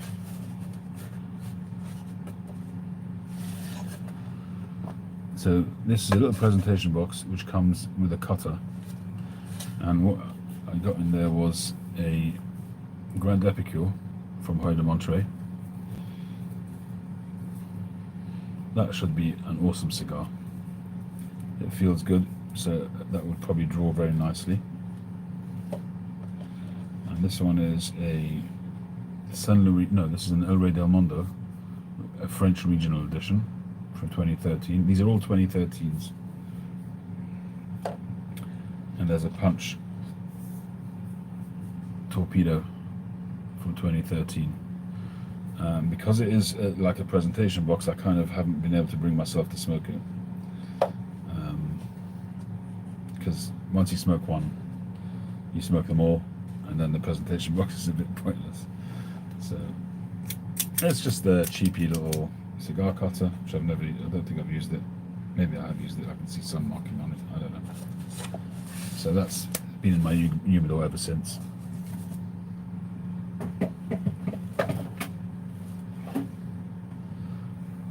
This cigar I've spoken about many times. This is a KSA, which is the Kingdom of Saudi Arabia. So the story with these is, these are custom made in Cuba for one of the Saudi princes. It's a private label, made specifically. It's the only non-Cuban, it's the only Cuban cigar made for outside Cuba, if you like. You can't buy these. These are only gifted by that prince from the Kingdom of Saudi Arabia. And I traded this with a guy that I know in a trade with pipe tobacco and stuff like that. And ever since I've got this, he's been waiting for me to do a video on it. But he had access to, a friend of his somehow has access to these, and so he has more, and he smoked them. I've only ever got the one, so I've not brought myself to smoke that yet.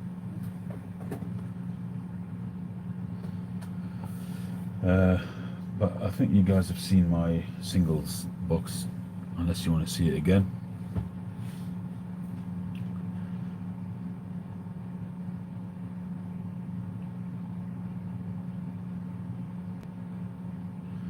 I have had Cigar Beetle once, and I returned them, and I got my money back. I bought them online from a guy that I've built up a relationship with. It's actually I Havanas. I've mentioned them many times. It was a box of, or was it I Havanas? It may not have been actually. I think it may have been the Belgian shop that I used to buy from, actually. And they were very good about it. I sent them back and they refunded me.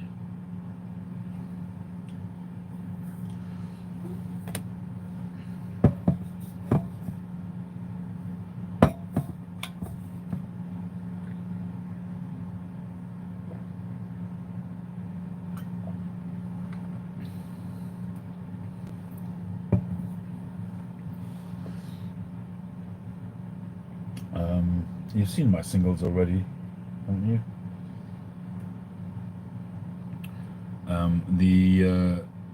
The Milanios that I ordered were the number 4, which is I think the same as what you sent me.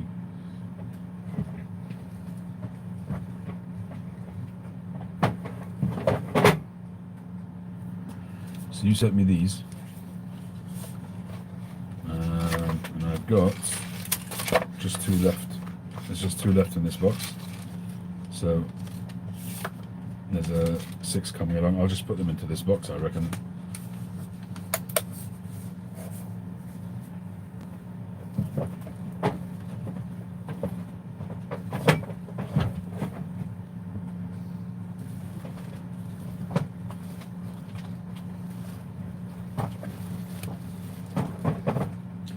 This is quite interesting as well. I don't know why I haven't smoked these. I bought these a while back. These are Perdomo.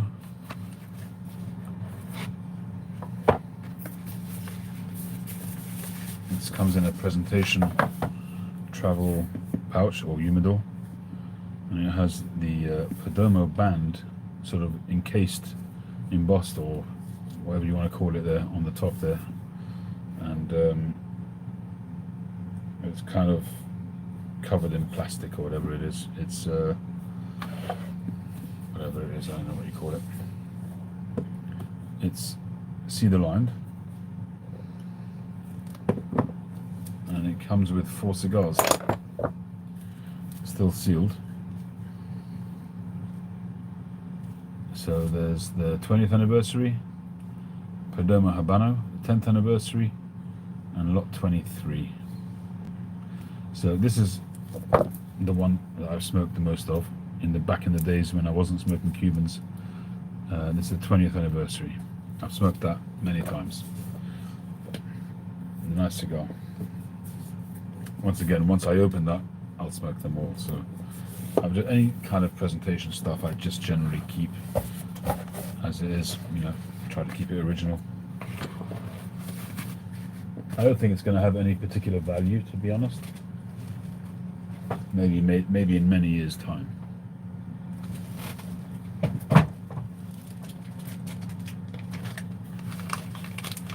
Lot 23 is a good smoke, yeah.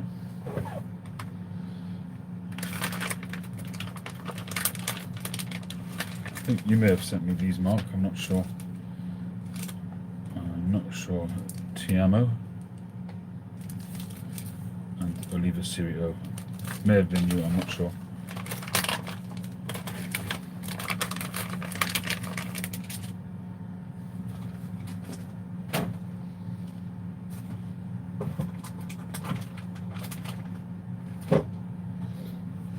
These are a few cigars that my son brought me back from Spain, maybe 5-6 months ago, something like that, or maybe a bit less. This is the new, look how oily this is. This is the 2020 Partagas limited edition. It's got a very chocolatey aroma actually. I'll probably be doing a video on that at some point. It's so oily, it's unbelievably oily. I don't know if it's showing it on this camera, but a very, very oily wrapper.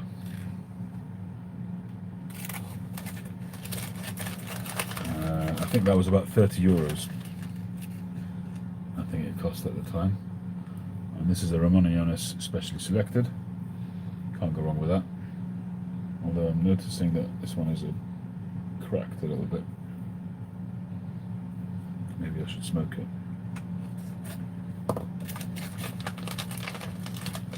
There's an Epicure number 2, Hoy de Monterey.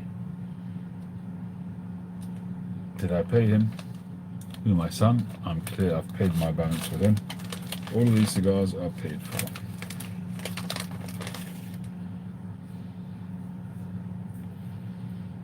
The D6s were the previous time, and this is a Mag 54. It's a 54 ring gauge, sort of a short Robusto style.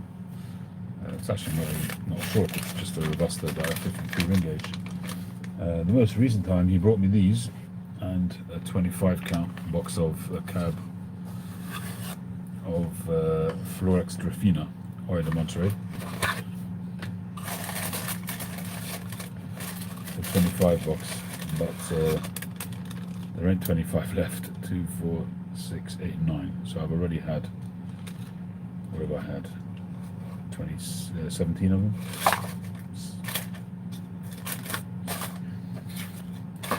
Very, very nice cigars. I never used to be a fan of Hoy de Monterey, but I'm definitely one now.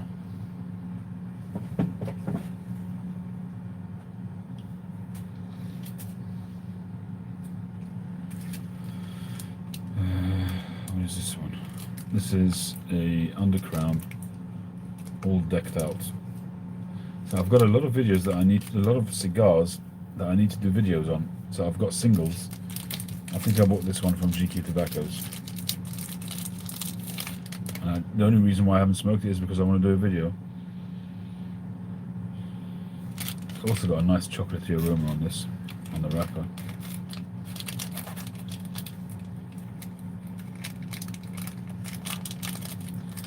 Yeah, man.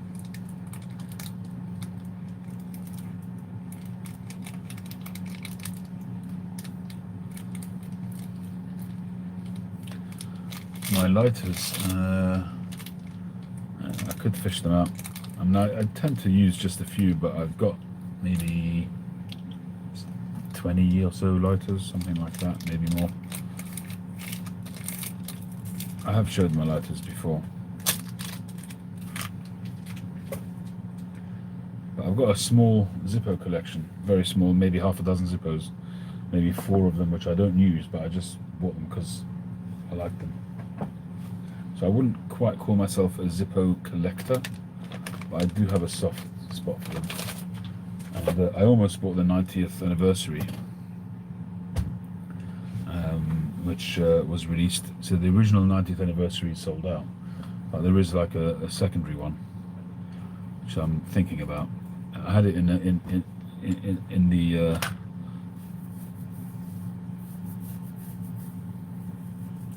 the checkout, but I didn't actually pull the trigger, so I haven't really decided if I'm going to or not.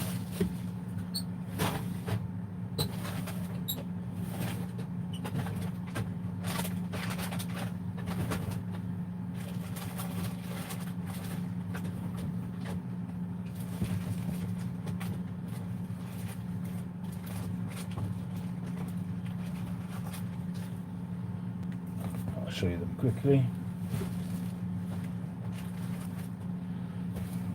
So we've got there's 5 boxes here. This one is called Zippo 500 million. It's got a regular lighter in there. Is this one of the A ones? No, it's a regular. It looks like it's like a wrap. No. Great sound.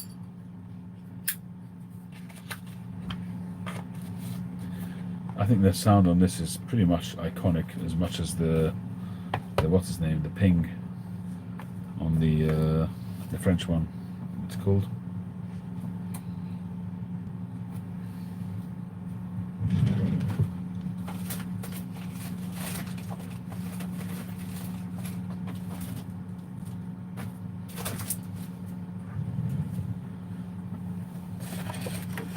On the DuPont, yeah.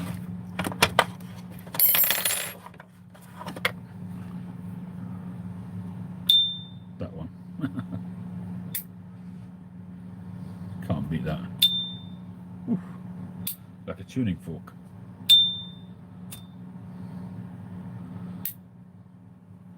Fantastic value, $16. I don't think they're as cheap as that anymore. Hey, look at that. Stars and Stripes. I think this one came from Charlie, Boca to Boynton, if I'm not mistaken. And this one is probably also a regular one. Yeah.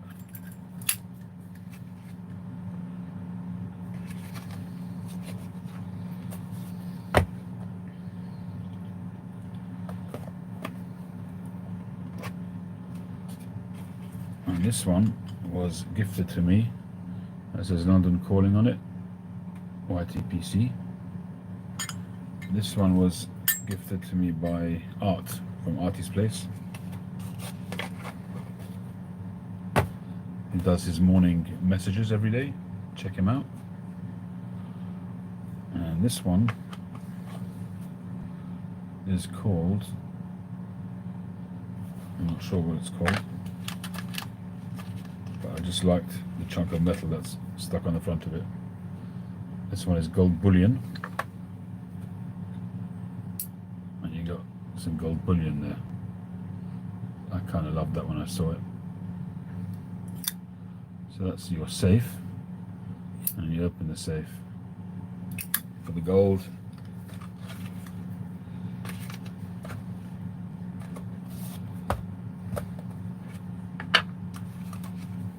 And this one is also Charlie, Boca to Boynton. I think at the time he sent me 2 or possibly 3 lighters at the time, which was very, very generous of him.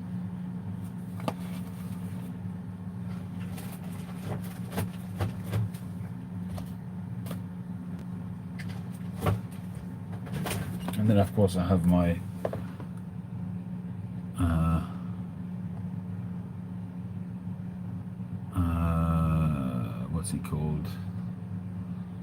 Agape. Is this Agape's one? Agape Leather Products, whatever he's called. So this was,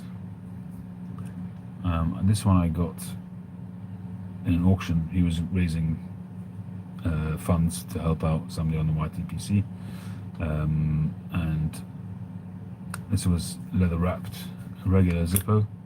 I put a pipe thing into it, but the regular Zippo. I think I put a bid of $50 and I won. I was very happy, and it's a fantastic lighter because it's so grippy. You know, sometimes they're a bit slippy and whatever, and if your hand's not quite big enough, but this one is just, because it's got the leather wrap on it and it's got this stitching on the side, it's very, very grippy. So it's a great, this is my go-to Zippo.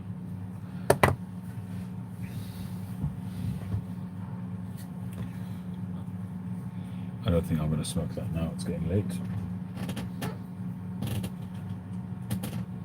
But that might well be the next cigar I smoke because it's cracked. Let's see if we've got anything left in this pipe.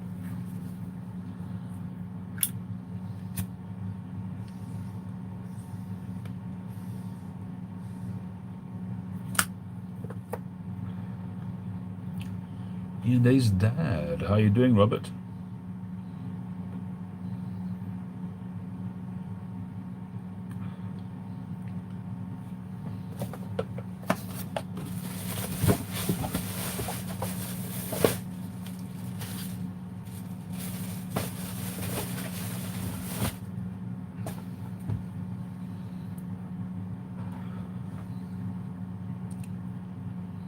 Jumbo Zippo? No, I haven't seen that.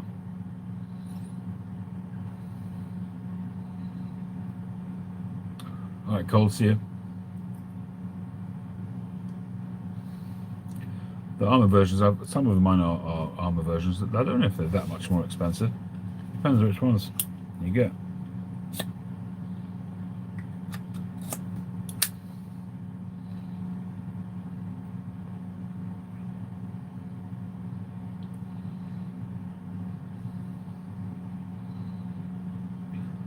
Yeah, the armor version ones are just thicker metal. So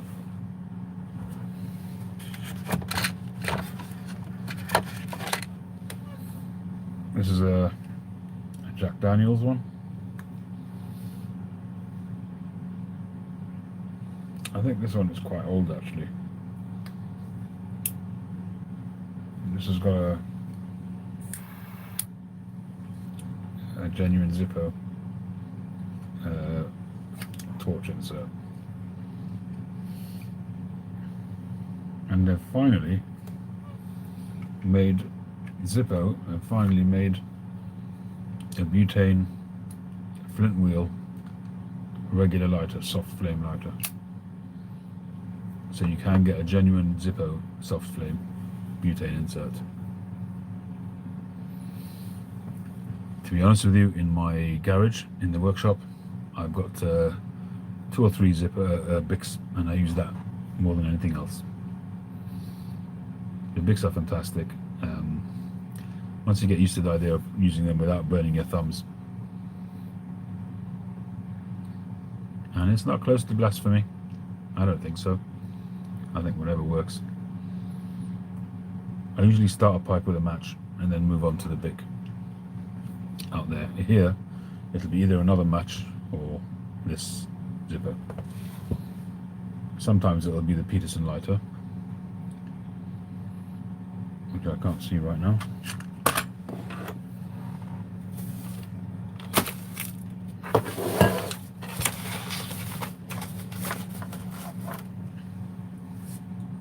So that one stays on my desk as well. This is my 3rd one of these, and thankfully always replaced free. But I decided not to run around with it, not to have it in my pocket. It just stays on my desk because they're just what always happened was there's a little tiny little screw which holds the top plate on, and that would somehow work loose, and basically it would disintegrate. The whole top of it would disintegrate, and it feels a little bit. You can see that's crooked, the top there.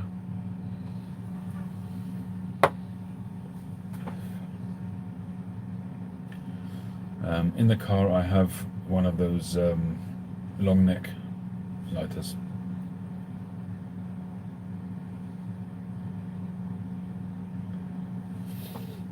And sometimes I'll have this one in my pocket as well.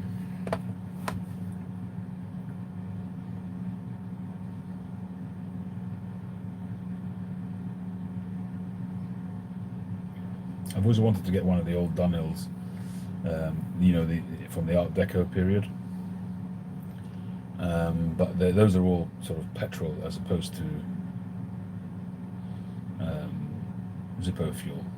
So, from a practical point of view, I've never chased them up.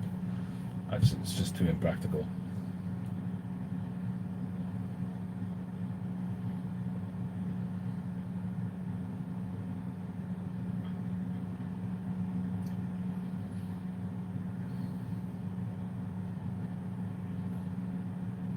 Name that pipe. Welcome aboard.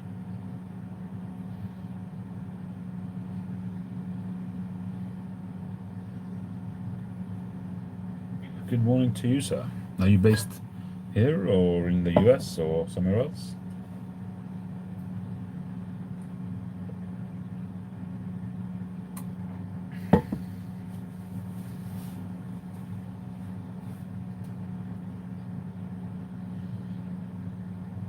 You're in the U. Yeah, which U? K or S?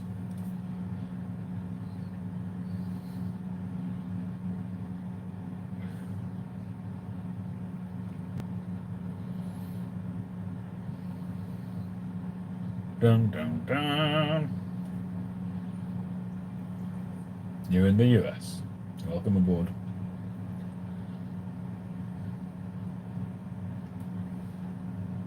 I'm not going to schlep out my lighter box because there's too much stuff on it. Perhaps I'll do it another time. I have showed them before. Good night, Ross. No worries, name that pipe. I've got some Ronson lighters as well. I've got a couple of really nice looking ones. But I'm not taking out the lighter box right now.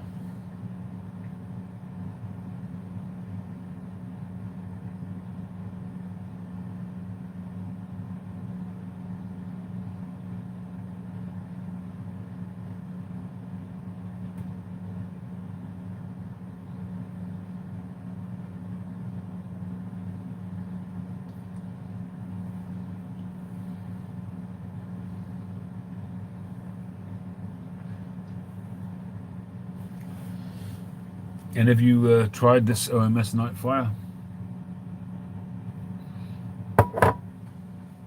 I did have the tin here somewhere.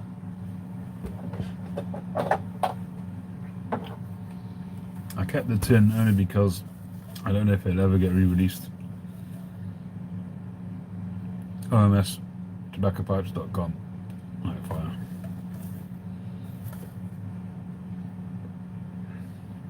There's no actual description on it, which is a shame.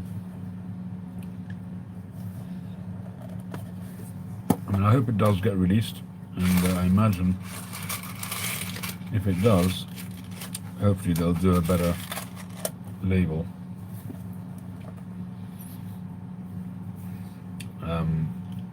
But it's really good tobacco. It's such a shame that I mean, I'm hoping it is released. I really do. Oops, look at that, I left this box out, that's not good.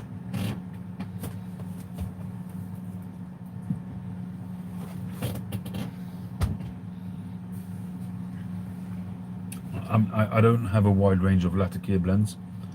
I mean, I've got closed tins, I've got sort of collectible tins, but the ones that I smoke, I'm quite narrow when it comes to that, simply because I don't smoke a huge amount of Latakia blends. I used to, but I don't anymore. So I don't see the point in opening a whole variety of Latakia blends. I do have several tins that I don't really smoke that much, which are open, so I'm not going to open more. The ones that I do smoke, you've all heard, is Northwood's Special Latakia Flake, 1820 Flake, sometimes, and this stuff I smoke every so often, but I'm smoking it sparingly because I don't know if it'll ever be made again. But I don't know if it's a really unique blend. In other words, if OMS actually created the blend and it's completely unique, or if it's, you know, just a generic kind of blend which is renamed. The way it smokes, the way it tastes, it feels like it's something which has been blended, and but who knows. I just think it's a very nice blend, very tasty blend.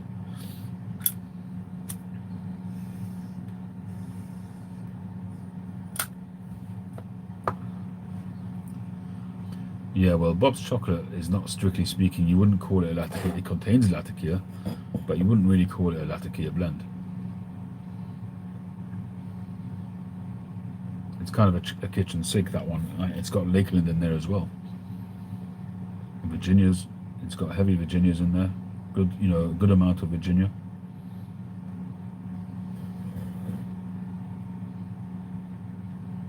It's got the Lakeland essence in there. It's got the chocolate. It's got Latakia. I used to like it when I first started smoking it. I smoked it quite a lot, and then it kind of started to grate on me, and I haven't smoked it since. I guess it's worth a try again.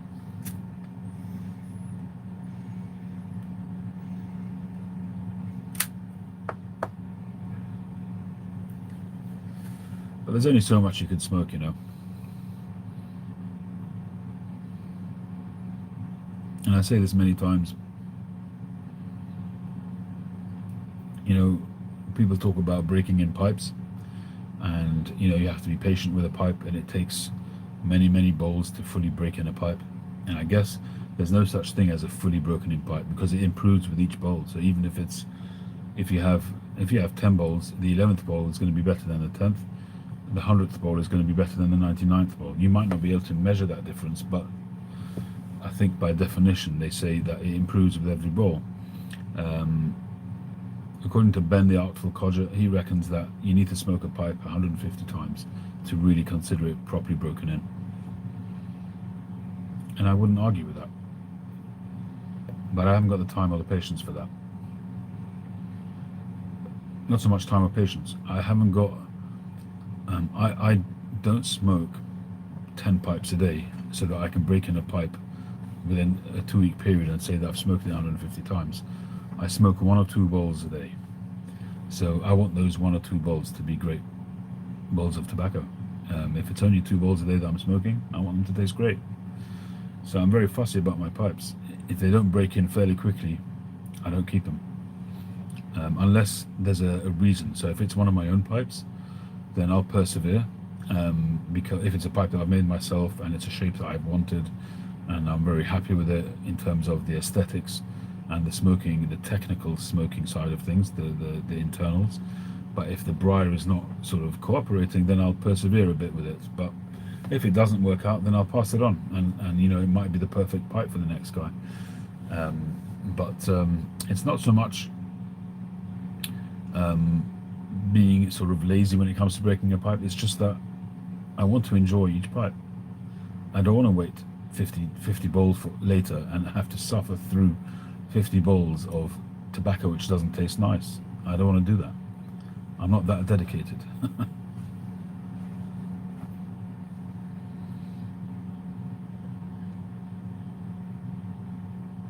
Cheers, Mark.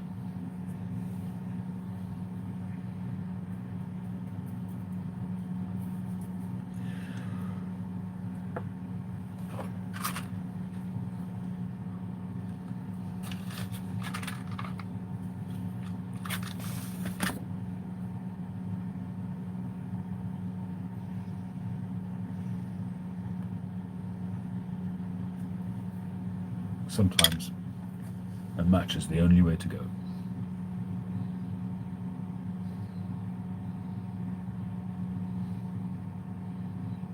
Especially when you're getting down towards the end of the bowl and it doesn't want to light so well. Matches work the best. Or a bic. A soft flame, essentially.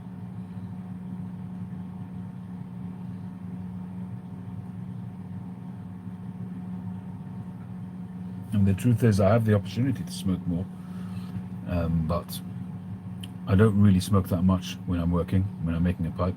Too much dust flying around.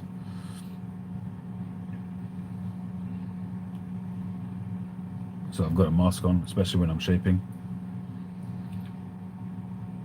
And I don't usually have a pipe hanging from my mouth when I'm working. Maybe when I'm doing the final sanding and I'm sitting at the workbench.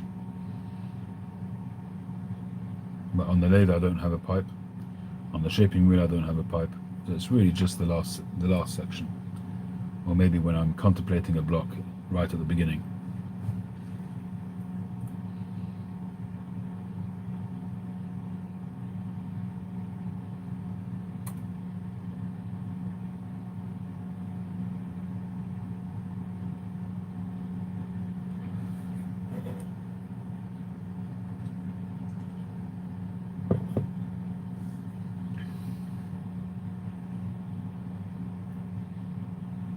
I would usually drink coffee with a Latakia blend, but tonight I'm drinking tea.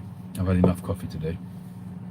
And I have to say that Earl Grey tea, because Earl Grey is quite floral and it's quite aromatic, it actually works very well with Latakia blends, especially a lot of mixtures, because the mixtures tend to have Latakia, a bit of Perique, and sometimes they'll have a bit of Orientals in there as well, which will work very well with tea.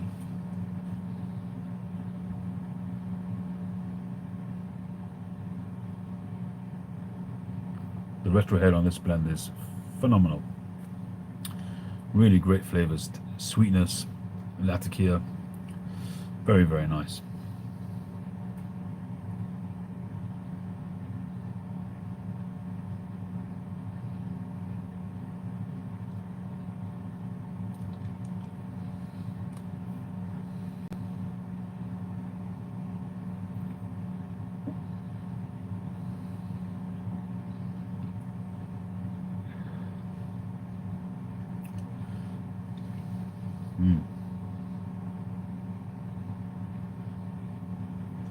It's a tobacco I don't want to waste, as I say. I don't know if it'll ever get re-released, so I'm going to smoke this right down.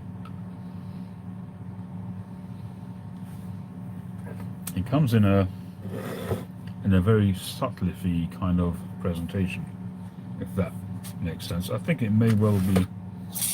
I think it is made by Shotliff, if I'm not mistaken. It comes in one of the cake kind of flakes, the thick flakes, but it's a cake rather than a flake.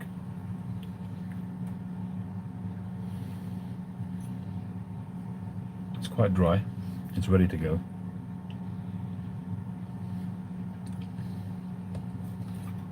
Earl Grey with Oregon slice. I can't recall, but I'm sure I have done that myself. I drink Earl Grey quite a bit.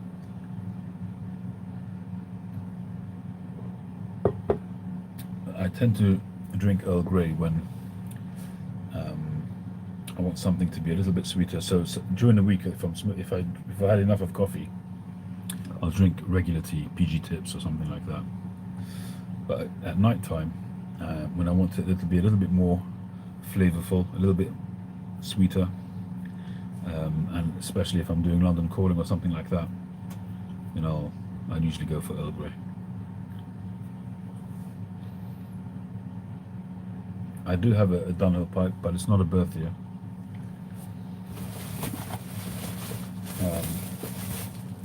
I have tried to get my Berthier pipe, but I haven't yet seen one that I like. It's 1969. Charlie. You were mentioned in dispatches before, Charlie. I showed off the Zippos you sent me a while back.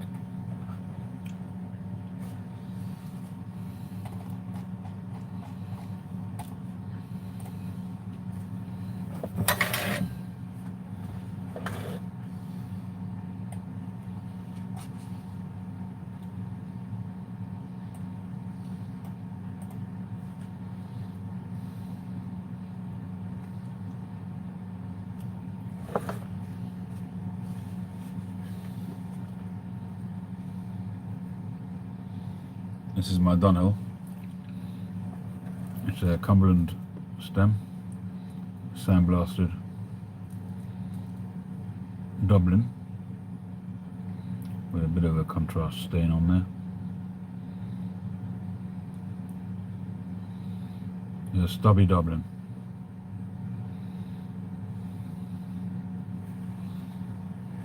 I don't really smoke it, so it stays in its box. I might try it again. It's a 9mm.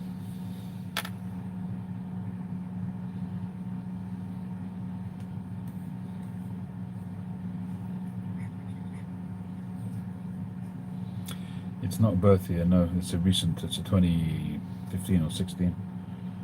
It is 2016. One day hopefully I'll be able to find the right one, the birth year. This was 1969. But so far I haven't found the right one. I'd like it to be 9mm, so that's going to make it even harder. But it's possible that there is a 69 in 9mm. I'm not sure when they started doing 9mm, but it's possible that it exists. It'd be nice to get one, but I don't want to get one just for the sake of it. You know, one which is battered and, you know, had the crap smoked out of it, so to speak.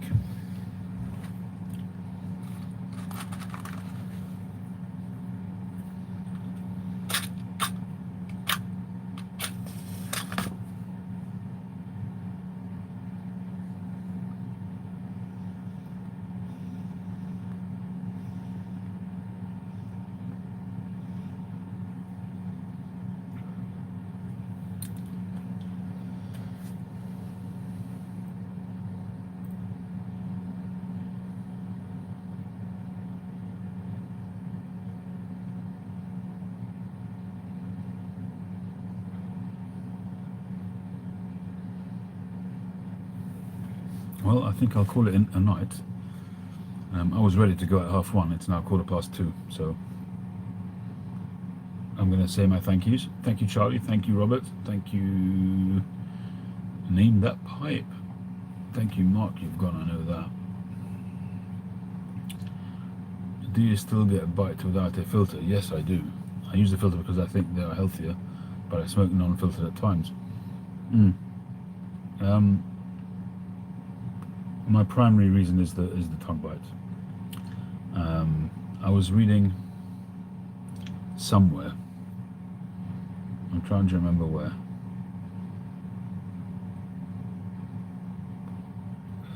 I think it was on a website, and they were talking about filtered pipes, and the reason that they gave was because it removed tongue bite. And I know we had that whole discussion recently about filters, the pros and cons, but it's definitely a thing, you know, even though some people may not think that it was originally made for tongue bite, but it definitely does help with tongue bite.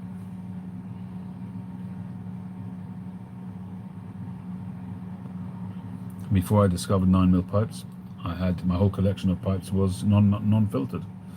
I had a whole bunch of Soren Refberg pipes, which I had to pass them all on because I couldn't smoke them. You know, the only thing I could smoke was Latakia, and even then, you know, it was like one bowl at a time. I couldn't smoke another bowl for quite some time afterwards. I was just getting bitten to pieces. And when I discovered 9mm pipes, it just changed my life.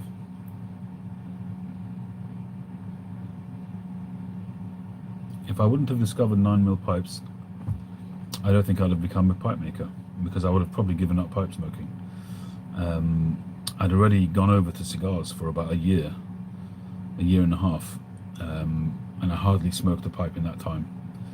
And then I don't remember who put me onto it, but I started and I tried 9mm pipe, and that was it. I mean, it just completely changed my life. And although I still smoke plenty of cigars, it's nowhere near as much as I used to. At that time, when I wasn't smoking pipes for about a year or so, I was smoking 3 cigars a day, and that's a lot of cigars to smoke. Hey Andy. That's a lot of cigars to smoke in a day, 3 cigars. But now I would say it's more like 3 to 4 a week cigars. Why 9mm and not 6mm? Because the 6mm, they are tighter than the 9mm. So 6mm and 9mm.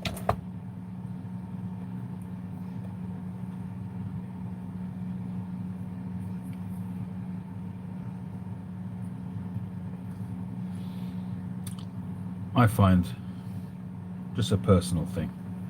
So you got 6mm and 9mm. I find these to be tighter, although I have made some 6mm pipes. I've converted some of my older, well, not some, one, my Soren Refberg pipe, which is a pipe which I probably will never sell. And I wasn't smoking it because it was a non-filtered pipe, but I just had I very rarely say that I've got a personal connection to a pipe, but I do feel one with that pipe because it was I think it was my very first Soren Refberg pipe. So I converted it, but it's such a thin, where is it? Have I got it here somewhere? It's such a thin pipe that I can't really,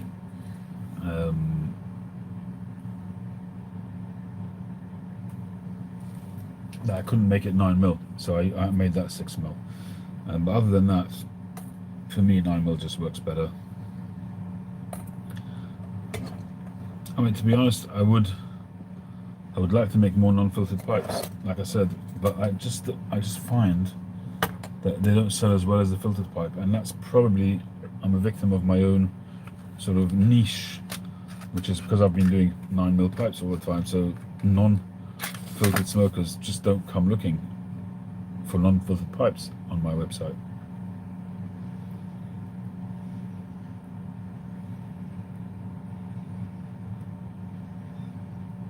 But I feel if there would be a clientele for non-filtered pipes,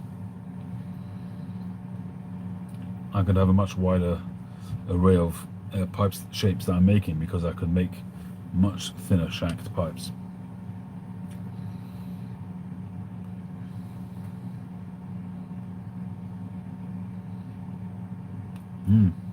Charlie, that makes a lot of sense. I should really, but I don't. I tend to buy them a box at a time, you know, the big box of 180. You're absolutely right.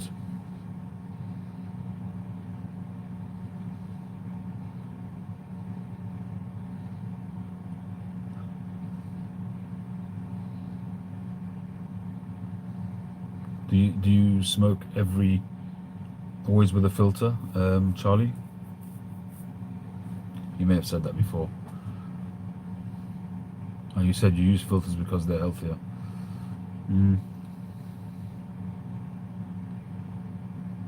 You do smoke non-filtered at times, you said that right. I'm also a little bit a bit fussy in that I change the filter every single smoke, so I go through them quite quickly. Any of you guys do that, or you use them for multiple smokes?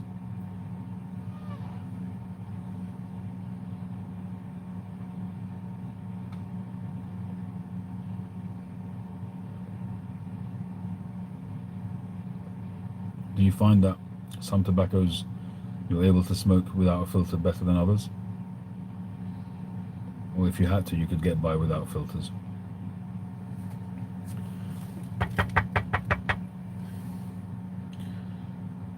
Are you having me on?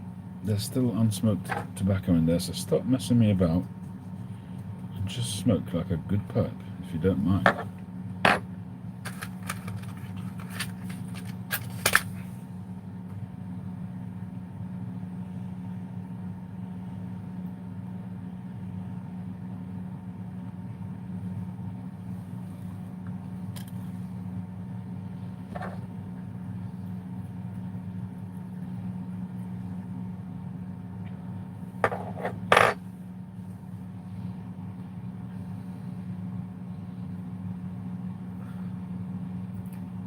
Tastes bitter if you use it a second time.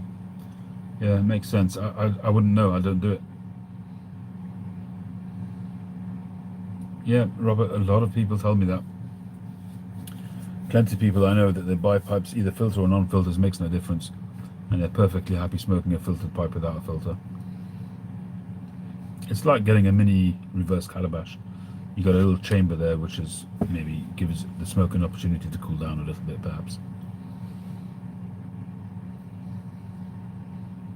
I've personally never seen the efficacy of a reverse calabash, but some people do see it. For me, it wasn't. It was never enough. I tried everything. If you can imagine, when I was struggling with tongue bite, but I loved pipe smoking, but I just couldn't do it. And so before I discovered 9mm, I tried everything to try and reduce the tongue bite. I tried filter pads. I tried the small little Denicote, whatever they're called, the little 3mm filters. I tried so many different things. The Nording stones. At one stage, I was even chopping up pipe cleaners and putting them in the shank to act as a bit of a filter. Not a very clever thing to do, because the metal obviously could corrode, but it's not going to happen from one smoke. But that never really worked for me. But one of the things I did try was reverse calabash. When Jason Dagner was going great guns and he was producing a lot of pipes, so he had the Evo range, which was, the one which had the carbon fiber on them in the bands, and one of them was a reverse calabash, which I had, and I tried that as well. Made no difference to me. But I think that if you suffer from tongue bite severely, then those kind of things are not going to help you. But if you're someone that's somewhere in the middle and is just on the tip of getting tongue bite, then anything that you do that reduces it just below that tipping point, it's going to work for you. So a reverse calabash might be enough just to get below that tipping point for you, and you're fine. But for me, it was never enough. And the only thing that I could work with was 9mm. And it really was a moment which changed everything for me when it comes to pipe smoking. Because, as I say, I was virtually on the point of giving it up. Well, by and large, had, because I was, as I say, smoking cigars most of the time.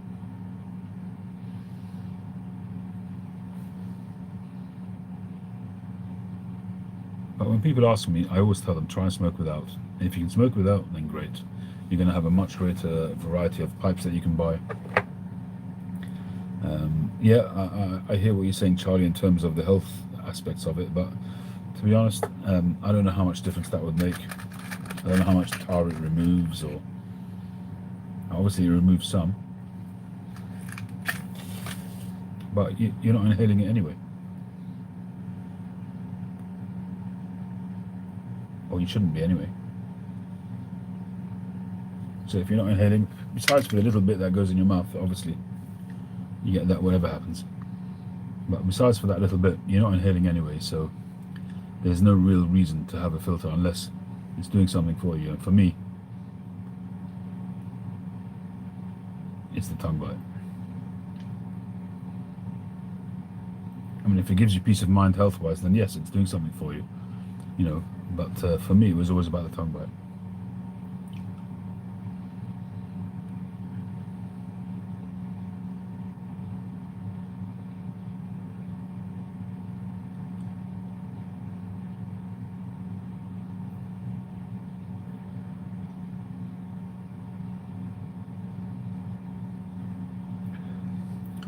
Robert wants to know if you're inhaling, Charlie.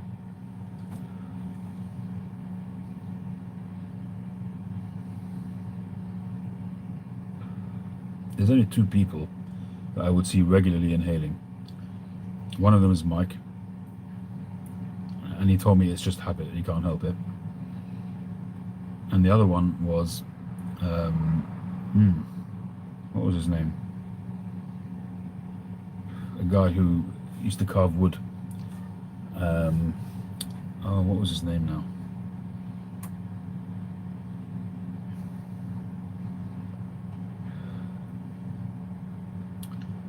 I can't remember his name, but he was on the YouTube for a short while, for maybe a year or so, and he put out some videos, and he discovered pipe smoking, and he went crazy for it. He couldn't afford it, but he absolutely loved it for a while. I remember I sent him a Bones pipe, and he smoked the heck out of it. And when I sent it to him, it was, well, it wasn't pristine, but it was still that beige briar color. Within a couple of weeks, that thing was nearly black.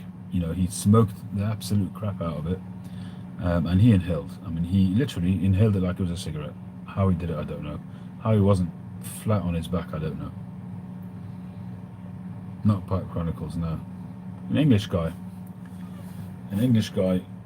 He often would work on his allotment. I can't remember his name. Really nice fellow. He made a lot of stuff. He made me this, hang on.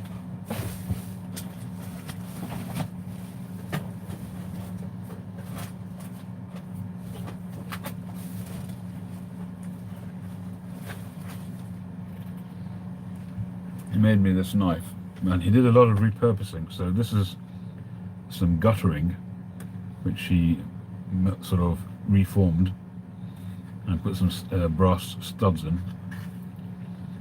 And this he made from a file. You can see the file there. Beautiful handle with these brass studs. It's still, I sharpened it on my grinder a while ago, but I don't use it. It's a big hefty knife. It is solid.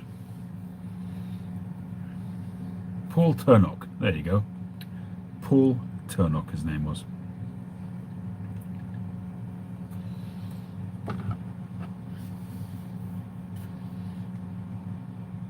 I don't know if any of you guys ever saw him. It's going back a few years now. But really, really nice bit of work. Solid knife, this. I don't know if I guess it must be stainless steel, no?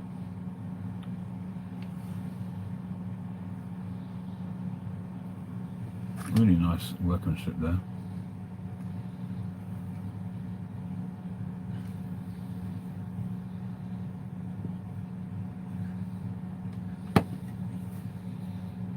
It's got a very good balance to it as well. And I suppose I could sharpen it up and even use it in the kitchen. It's a shame not to use it, but it's literally sat in my drawer ever since. I don't know what metal it is. I don't know what metal they make files from, or whether it would corrode or not. That's a beautiful piece, but I've never really used it. Did a good job. Did a really good job.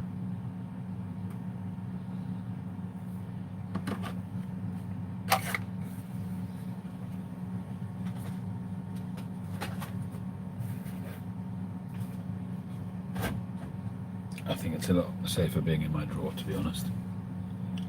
It does look stainless steel, yeah.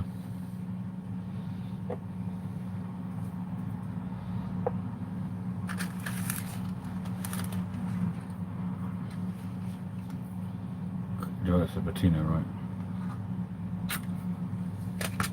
Well, I've got another knife, which this is a custom-made knife, which I ordered from a guy called Chris something or other. I can't remember his name. This one comes with a leather sheath with a belt loop on it. It's a beautiful, beautiful knife, custom-made. Very, very well made knife, but it's got this kind of blackening on that, which I need to clean off. Is that what you're talking about in terms of patina? That's his marking there, CSR.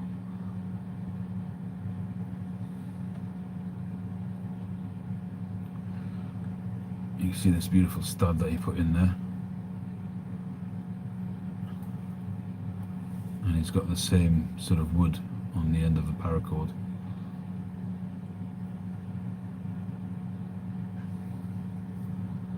And the design, I basically took clues from my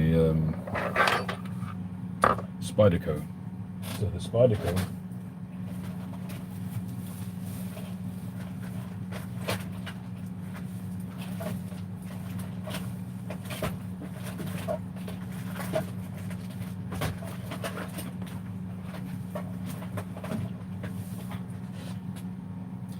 This is my Spyderco, and this has always been probably my favourite knife.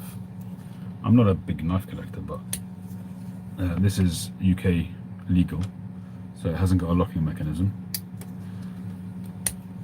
but it opens smoothly. It took me a while to get it to loosen up enough so that I could open it with a thumb, and it's got this jimping, I think it's called, over here, and it's got this groove here where you put your finger in, so that when you push it closed like that, it stops on your finger that's in that groove there, so that you can't cut yourself.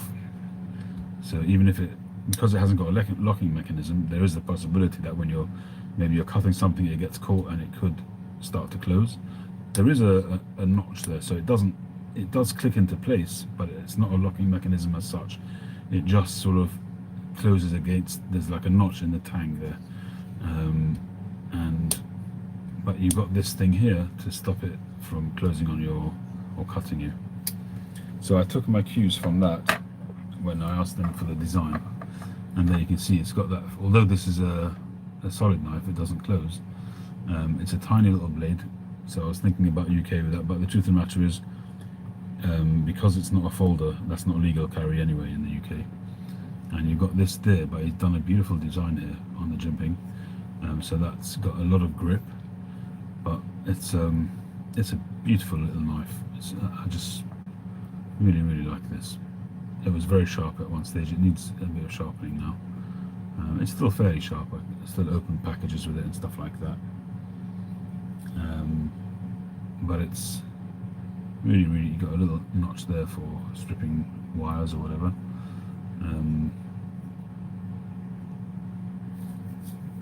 Really gorgeous knife.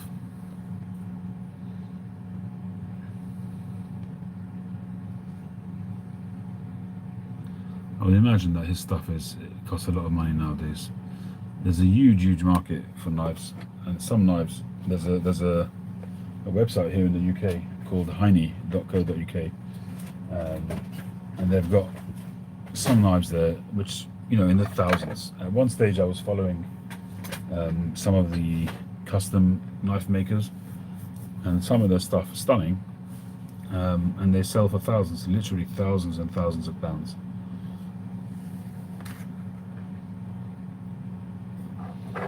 But as I say, I'm not really a knife collector as such. I have maybe 4 or 5, and that's it. I haven't bought one in yonks. This one here is a Cigar KT, and this is I think this is the Emerson Kershaw, maybe collab. No, it's not this one. No, the Emerson Kershaw I've got outside in the garage. That one I do sharpen on the grinder every so often. This one is a cheap knife. I think it was less than £20, and it's called the Edge, or Edgy it's called. It's self-sharpening. You can actually feel it when it goes into the housing. You can feel it going over. I need to clean that blade as well, but you can feel it. It's a UK one, so it's not got a lock.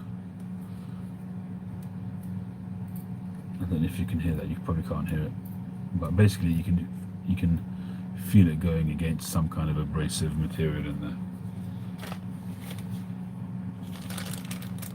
This is at the moment probably my sharpest knife.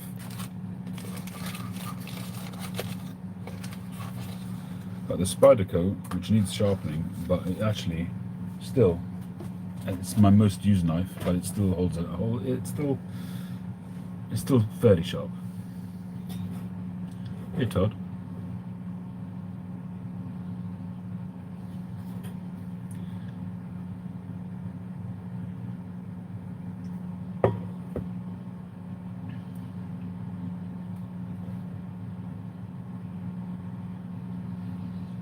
I don't know. I bought it and ordered it via Instagram, Andy,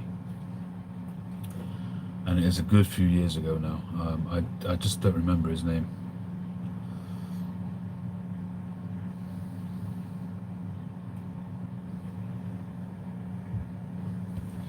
Let me see if I can just do it on the initials, CSR knives. See what comes up.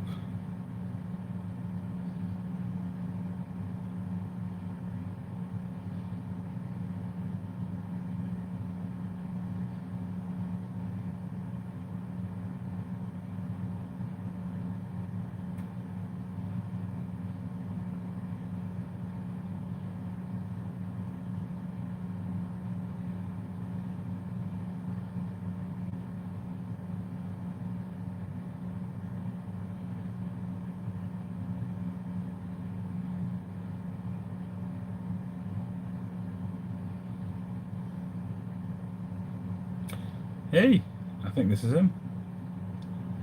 I think this is him, Chris Smedley. I wonder if that's him. Yeah, Chris Smedley. Follow.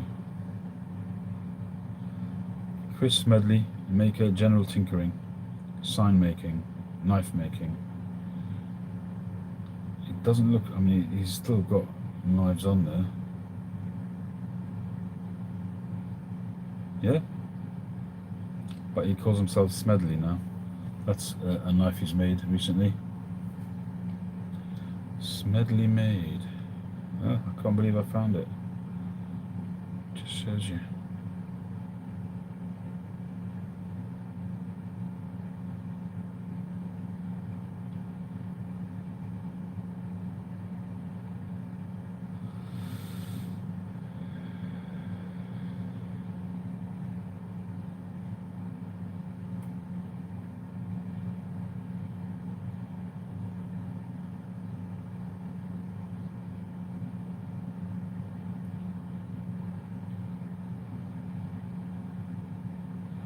That's a nice one. Beautiful handle.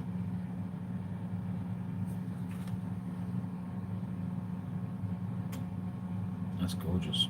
That's a lot of layers. I'm not sure if that's G10 or not, but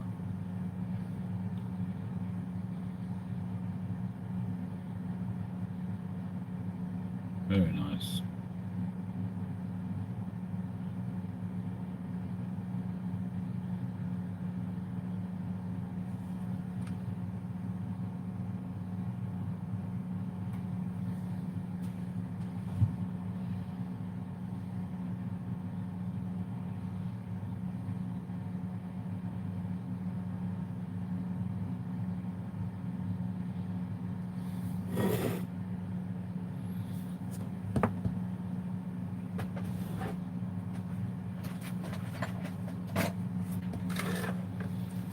I'm going to take a picture and ask him if he remembers it.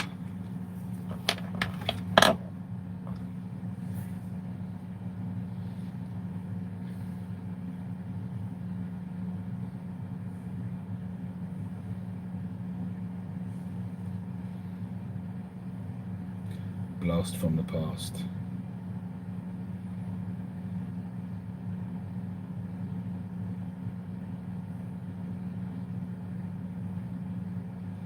Wow. And when I go into the messaging, I can see old communications from 2018.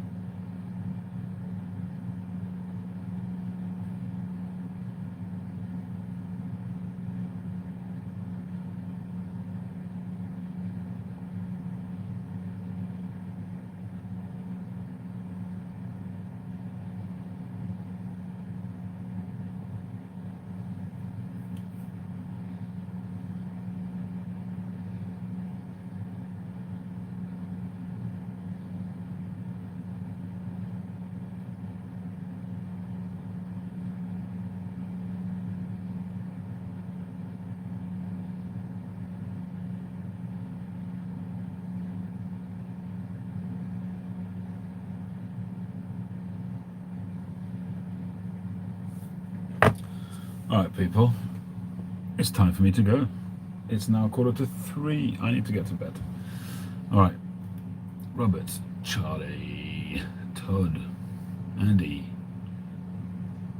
There's 17 people watching, so if you're there and I haven't said thank you, just say hi and I'll say thank you.